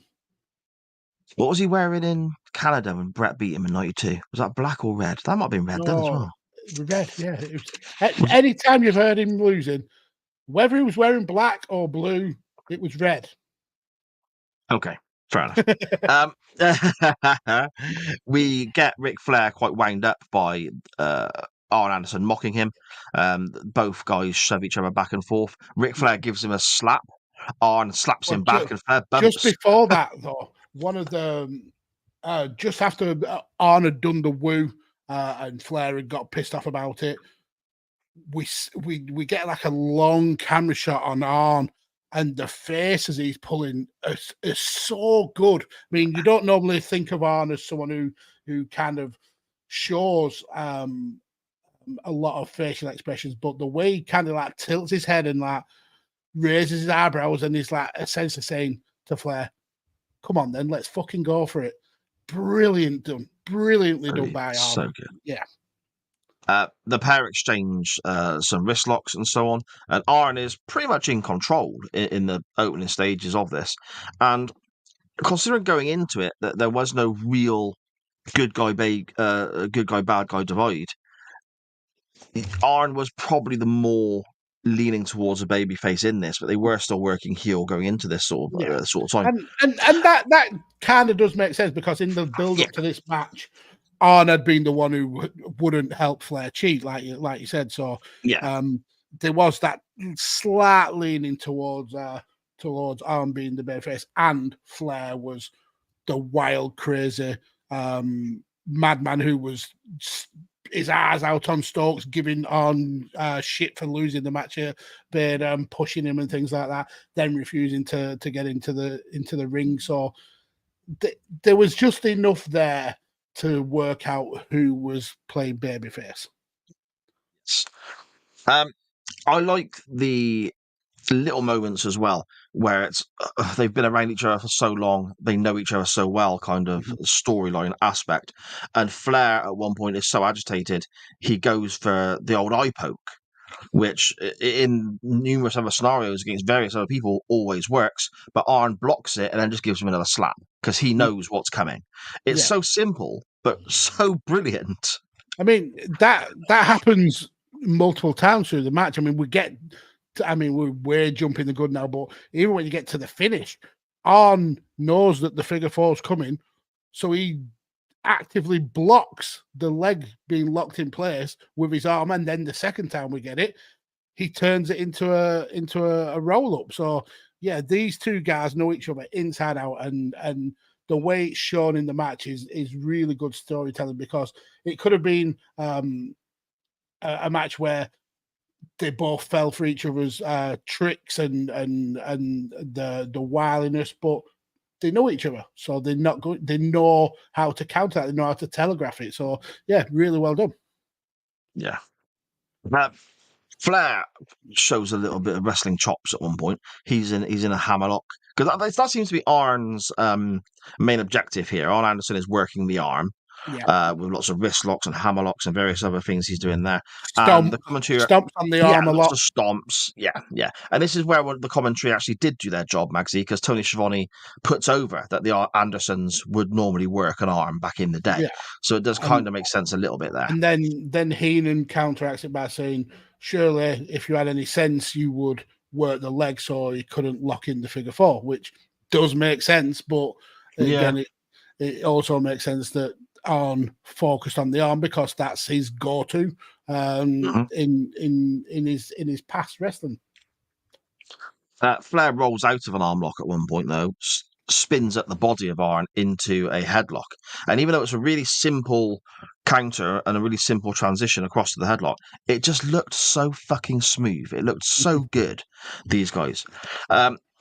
We then start Flair. He's in charge now, and he starts throwing the chops and the usual Ric Flair build up. He starts going for the legs and so on. So we know where that's leading, don't we, Max?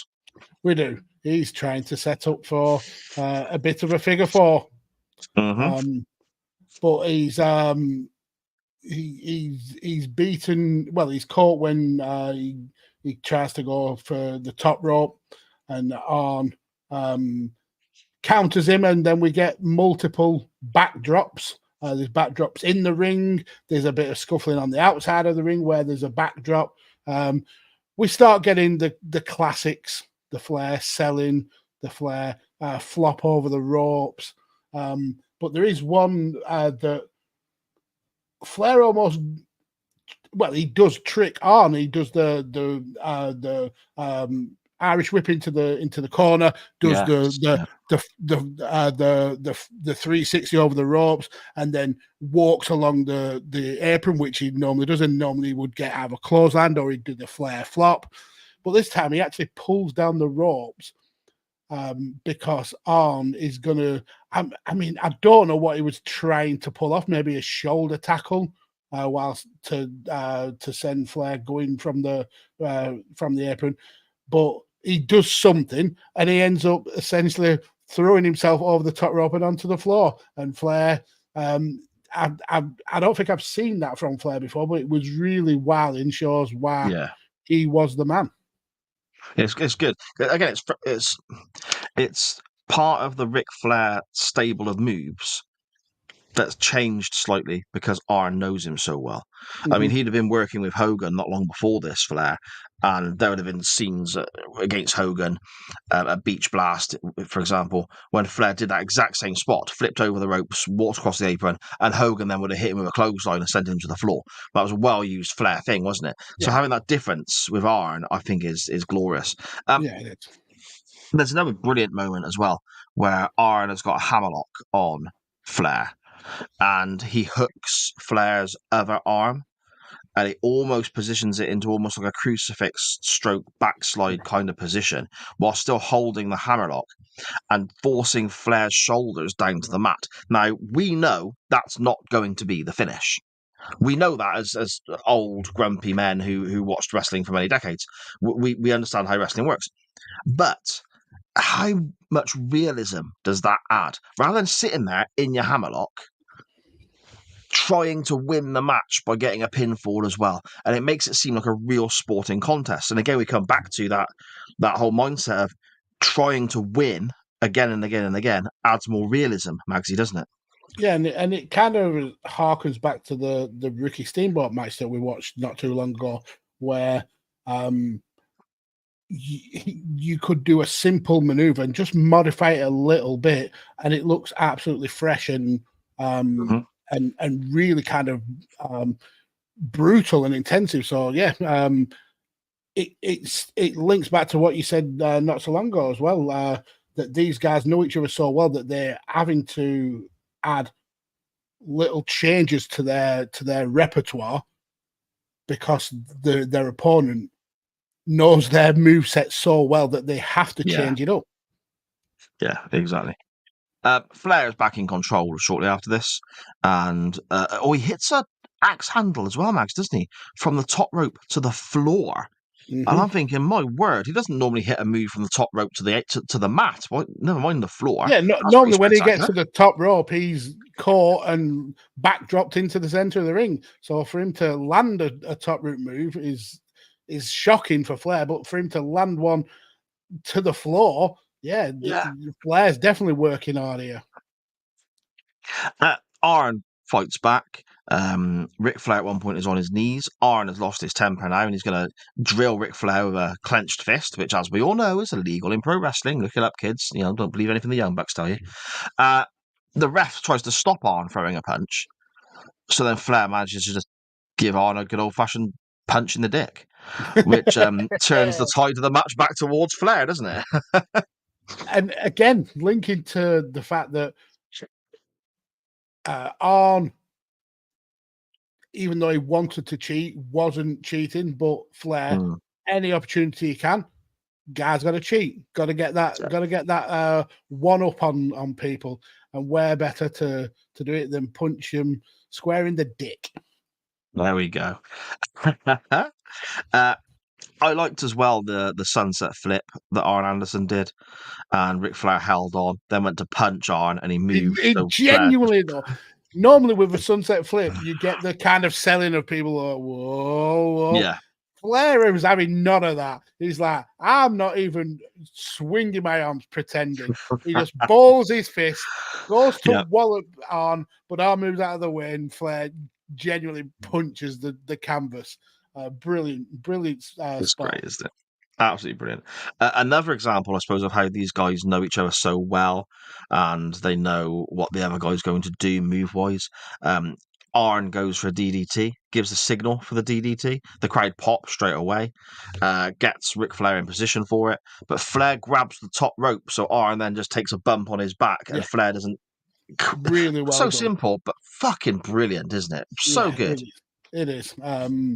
And this comes after where Arn's took a lot of abuse on his back. So he's at the point where he's kind of struggling with his back. So that gives Flair the advantage, and then Flair starts working the leg and the knee, doing like chop blocks and things like that, setting up for his attempt a figure four. Yeah, there we go. And a figure four he gets, and then spits at him. I thought that was a bit uncalled for. For your best mate, I mean, this is a blood match. There's a lot of anger between these two, but gozzing in your best mate's face, that's grim, dirty, that's bastard. Nasty. Arn looks like that winds Arn up. That winds Arn up to the point where he can power out of the figure four. And obviously we all know that reverses the pressure. That's fact. Of course. But it's really weird because Flair is right next to the ropes, and he could literally stretch out his pinky finger and touch that rope, and the move would be broken. But he doesn't. He stays in that move for a good 10-15 seconds before essentially rolling out of it. I don't get why he didn't go for the ropes there. Yeah. That was a little bit on the ropey side, but that was pun not intended. Eventually, when that move is split, flares up quickly and dives straight back into the chop block to behind Arn's knee, which always looks vicious as hell, doesn't it? As someone who has horrific knees made out of Weetabix, it always makes me cringe when they do a chop block, because whilst the wrestlers know what they're doing and it's very unlikely that they hurt each other, knees are very fickle, and a chop block would definitely take your knee out for a long ass time. So it always looks brutal when you go for a chop block. Oh yes, and this is when Flair goes for the figure four again that we mentioned earlier on, Max. Well, you explained earlier, and Arn counters it with a cradle effort. Arn escapes this figure four attempt with that cradle. They get up. Flair goes to whip Arn to the buckle, but he collapses. His knee gives way. And again, it's so simple, but it just made total sense. He's been having the shit kicked out of his knee for 15 minutes now. Of course he's not going to be able to run to the other side of the ring. It just makes perfect sense. And again, we come back to what we see on modern wrestling now a great deal, certain companies on television. That person who's had his knee destroyed for 15 minutes would be doing a springboard off the top rope and doing 47 somersaults for his 6 mates on the outside to wait there 10 minutes to catch him. It's just so simple, but it adds to I'd say you have a sentimental attraction to old-fashioned wrestling, and you just can't. You reckon? You can't. So that's another thing on the list of someone who's not sentimental at all. You have a weird random attachment of old school wrestling. I just want it to make sense. That's all. Yes, I know. Nick and Matt, looking at you, pal. Yeah, Arn collapses when he's whipped into the buckle. And then Flying Brian comes out and starts jumping around like a bellend on the ring apron. Was he not one of the 4 horsemen at this time? Around this time, it was kind of they were kind of putting that together, yes.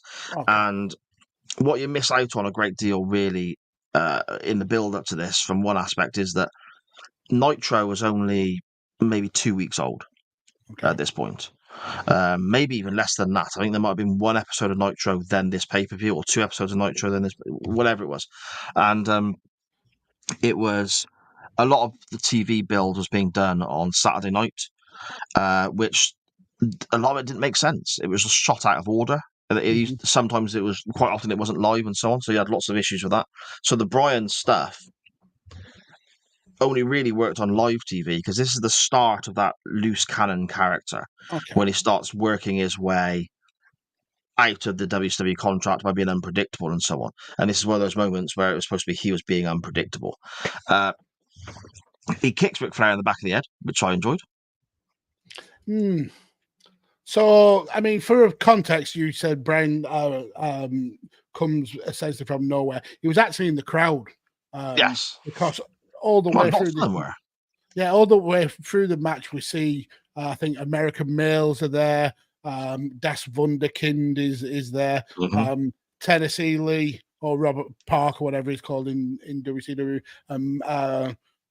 Big Bubba are all watching, and the commentary make the point that all the wrestlers are invested in this because it's something that they'd never ever seen before.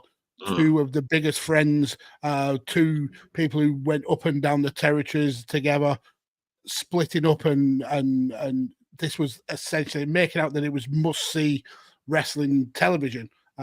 So Brian didn't have to come that far. It's not like he came from backstage. He was literally front row or a couple of rows back. So, and then you said you liked the kick. I hated the kick. Well, the first angle, I liked the kick. The second angle, I was a bit like, oh, okay, that looks like it's just more flicked his hair than anything else. What I did like was Brian first kind of like says to Flair, "What are you doing?" And Flair very audibly says, "Fuck off," to Brian, and then walks backwards. I mean, to clearly show that he's going to get a punch in the head. So he does get that punch in the head, but he just turns around and absolutely wallops Brian Pillman and knocks him off the apron.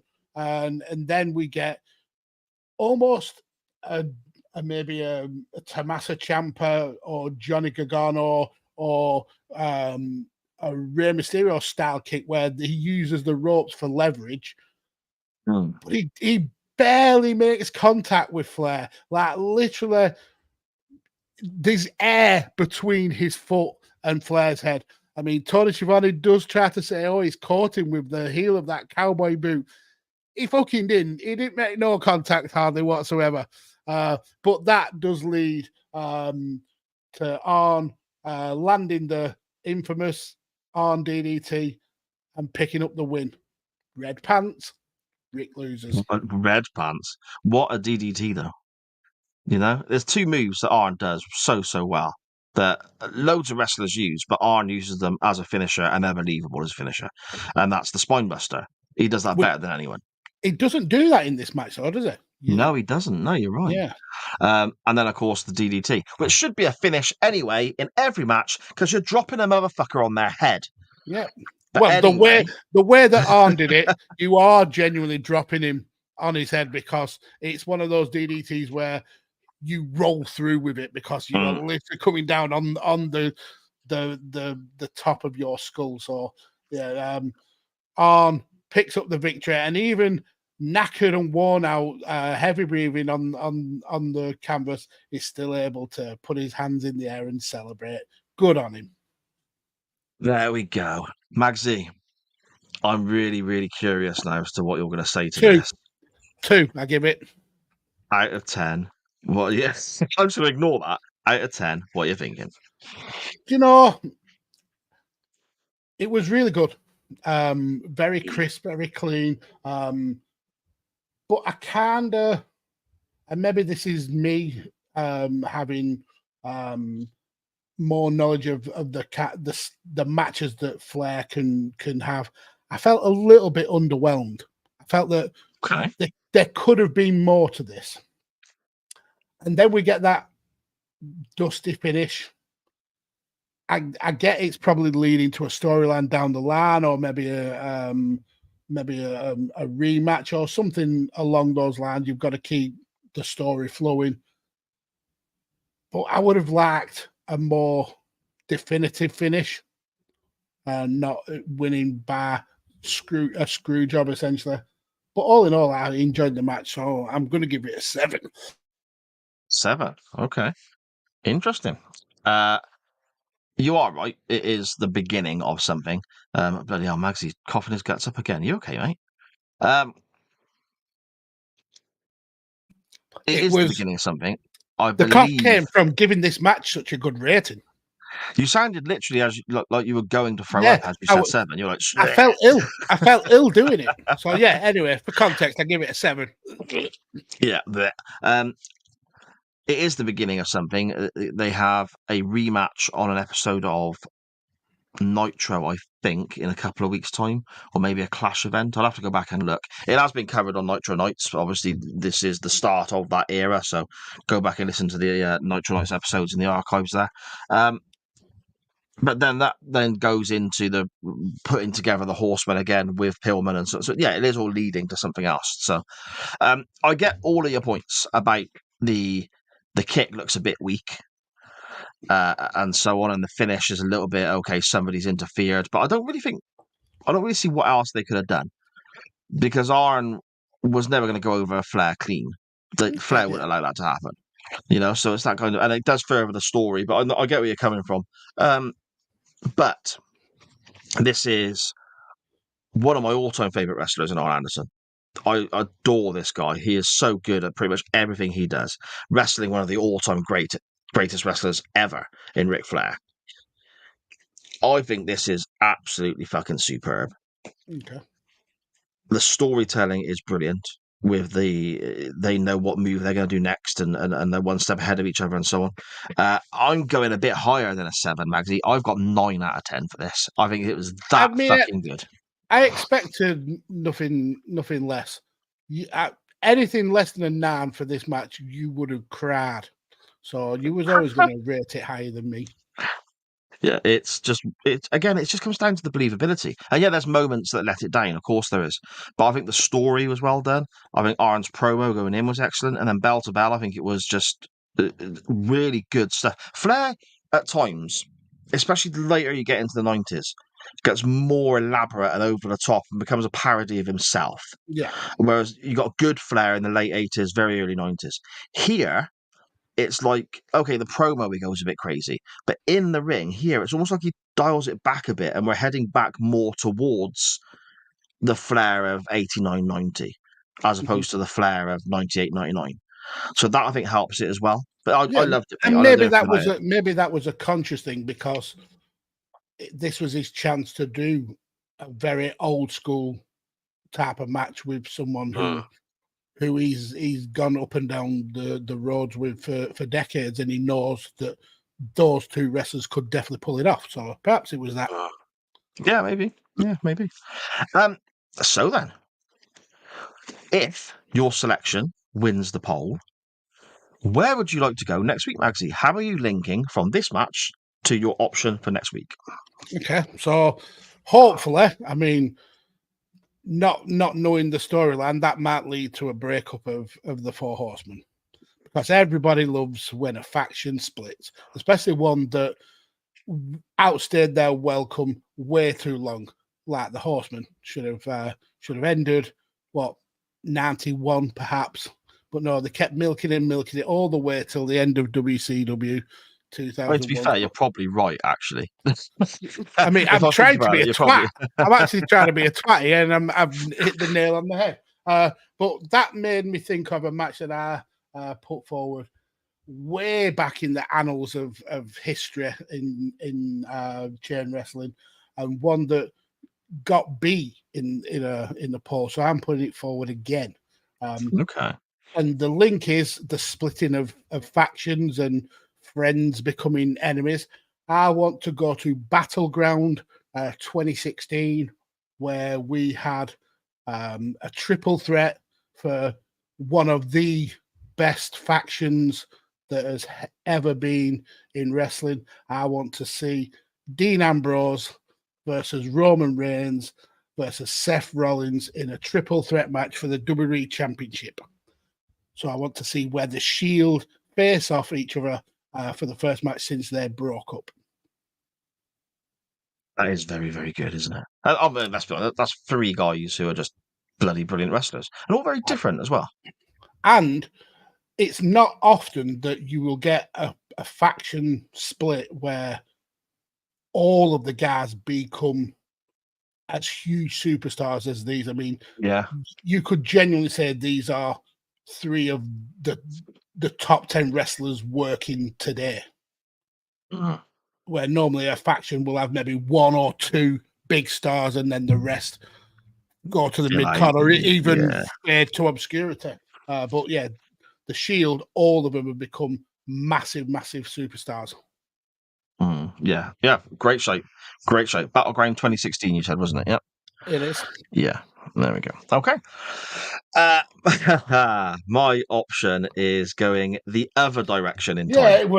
We are going back to fucking NWA in 1944. We're seeing Abraham Lincoln take on Ric Flair. Abraham Lincoln versus Ric Flair. He was apparently he was a former NWA champion, you know. Abraham Lincoln. Yeah, he was a wrestler. He was a wrestler. I don't think he was an NWA champion, was he? Maybe not the big champion, but a champion. Oh, okay. Oh, right, yeah. I know he was a wrestler. He'd wrestle for. Yeah. Okay. I am inspired by two things. One, Arn Anderson. The guy's fantastic. I want to see more Arn. And two, well, no, actually, three things. One, Arn Anderson. Okay. Two, the fact that we were talking about great tag matches recently on the show, Maxie. And three, we also had a conversation about how certain things started stuff off for you. So one of my first memories as a wrestling fan is watching SummerSlam '89. And what does Dan Griffin say there? Can't wait to hear which Milo of Croton match Cy picks. So I thought I just combine all of those things and go back, and if my option wins, we could potentially go back and check out one of the first matches I remember watching as a kid on the VHS tape that I got from my auntie. Okay. SummerSlam '89.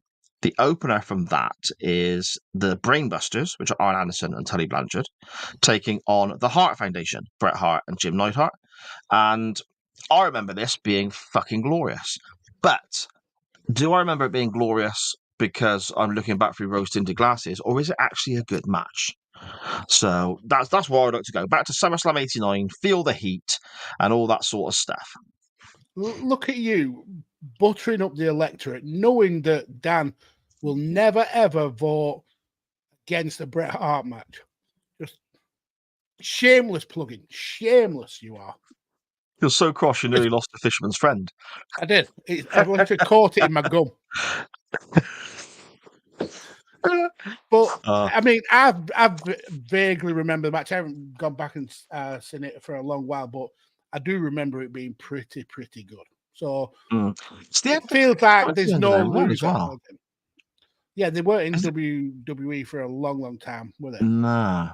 Like a couple of years, less 18 months or something. Yeah, and then I mean by '90, Arn was back in the WWF. Yeah, but they didn't rehire. Yeah, totally. Because had he had some problems? Had he been arrested? He failed the drug test. That's it. Yeah. He failed the drug test, and then they said they weren't going to rehire him.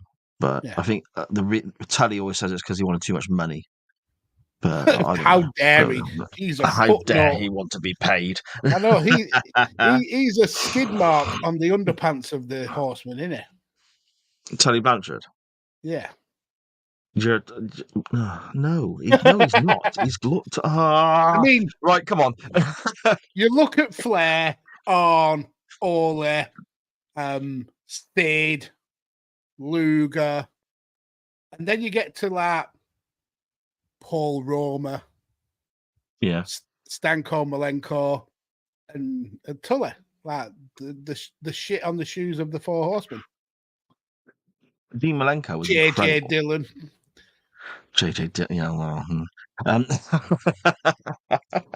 but those are your options for next week's poll. Make sure you are voting, retweeting, all that good stuff, because you decide what we talk about.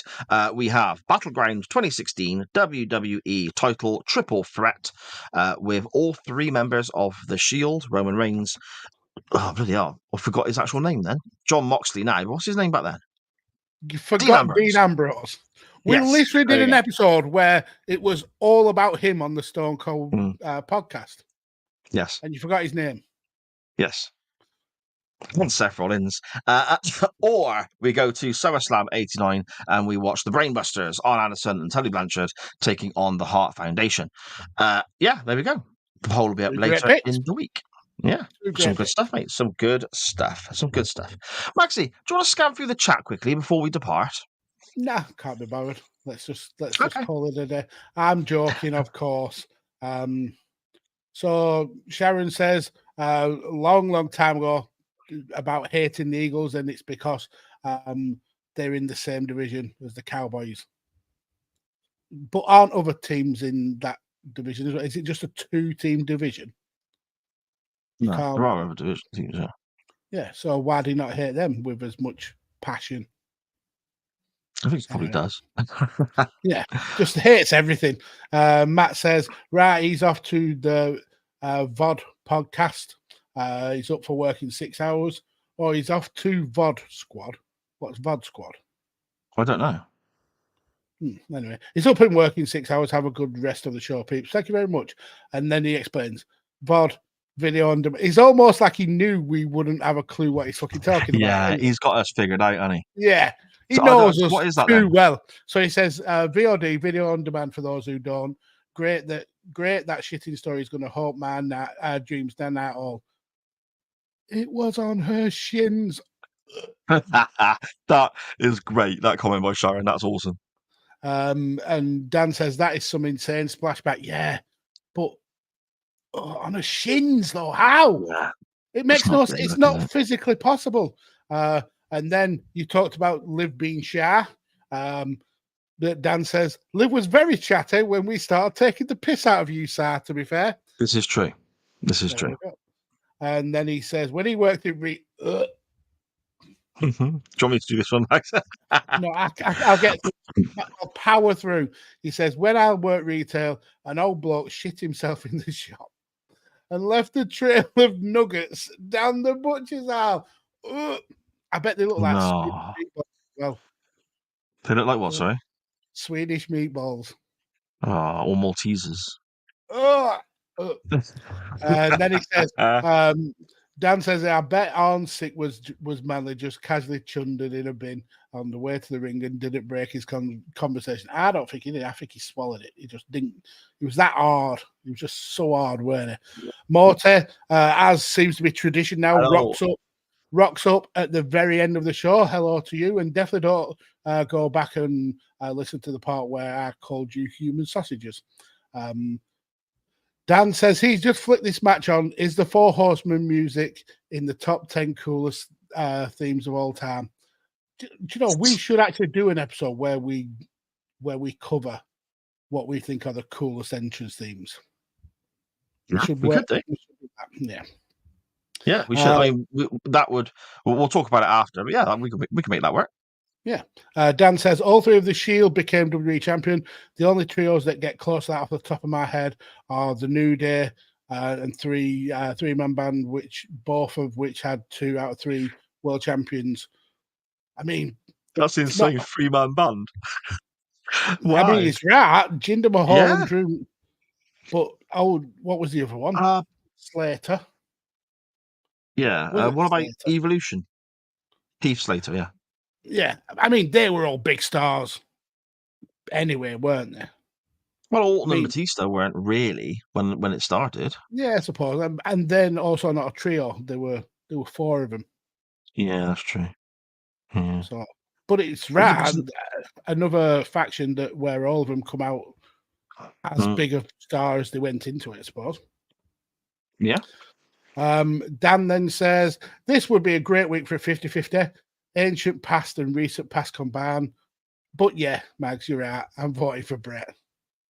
And then Sharon says she doesn't care about the other teams because they're irrelevant. Fair enough. Are Philadelphia successful? I don't know. I mean, I know very little about NFL, but are they actually like a pretty good team? I think they get into the playoffs most years, don't they? Sharon will tell us in the chat. So. No, don't bother, Sharon. I've had enough of asking now. Dan says the whole Isle of Meat had to be wasted due to the biohazard. The butcher did a rock, paper, scissors tournament to see who was on. Oh, God. On scooping duty. Sorry, go on. We'll cover this first. This is the last one. Evolution were a trio, so yeah, there we go. So all that meat got thrown away, but if he sat on the floor and the meat's up on the side, that meat would still be all right, wouldn't it? I mean, I'm sure there would be regulations about open air poo particles near meat. You've got to cover all your bases. You can't have any sign of impropriety, even if it's very likely none of that meat got contaminated, but you can't take that risk because if someone does get contaminated and they've got shit flavored meat, the supermarket's going to lose a lot of money, lots of money. I don't think it's the flavour that's the issue. Well, shitty meat then. Shitty meat. Shit flavoured meat. And there we go, Magsy. That brings this week's Chain Wrestling Live to a close, doesn't it, I suppose? It does. Clearly. It does. We've done all the topics and everything. Yeah, okay, well, good. Excellent. You want me to sign out that we did last week? Because that went off well. Where I just went on a mad rant. You just rip the piss out of me for 10 minutes and then go tell her. I'm not going to. I think I've been relatively calm most of this episode. So I'm going to continue that. So you can find me here. That's on TikTok. No, that's Twitter. That is TikTok. You're right. Yeah. Sorry, mate. Follow this at Podfarmer Mags on TikTok, where I do pretty much all of my content now. I don't really visit any other social medias. Or if you're feeling like wasting your own time, follow me on X at Podfather Max, not Podfarmer, Podfather Mags. Follow him here. No, even I got it wrong that time. His is there. Yeah, that's right. At SJP World Media. He also has lots of other accounts. Any content he does, he either makes a new account or takes over an old account that he's had for ages, just like the What Charlie Thinks one, because I'm sure he's had that account for donkeys. It's magically got like thousands of followers, which is unreal. But yeah, follow him. Follow us at Chain_Wrestling. Follow Dan. Follow Dan Griffin 13, I think. 1324. Found one of the Dan Griffins and follow them. Definitely follow King Big Bladders. Yeah. Follow King Big Bladders because he's amazing. Don't follow Matt. Don't follow him at all. Look up the Contrarian Conundrum Cunty Bollocks. Definitely don't follow him. Follow Sharon. Follow Sharon at one of her multiple accounts. But especially the RBF Luxuries one because she does absolutely brilliant quality stuff, really nice smellies and goodies and trinkets. So definitely follow her. And that's it. That's the show done. Thanks for listening. Follow yourself as well because you lot are fucking brilliant. You make this show every single week. So if you're not following yourself, there's something wrong with you. There we go. Right, sound. Thanks for that. Yeah, everything you just said. I'm off now to make some food because I'm fucking hungry. See you later, mate. I haven't got the video plugged up yet, but you'll have to just wait. Also, don't follow Barry Windham because I'm sure he supports Gosport Town.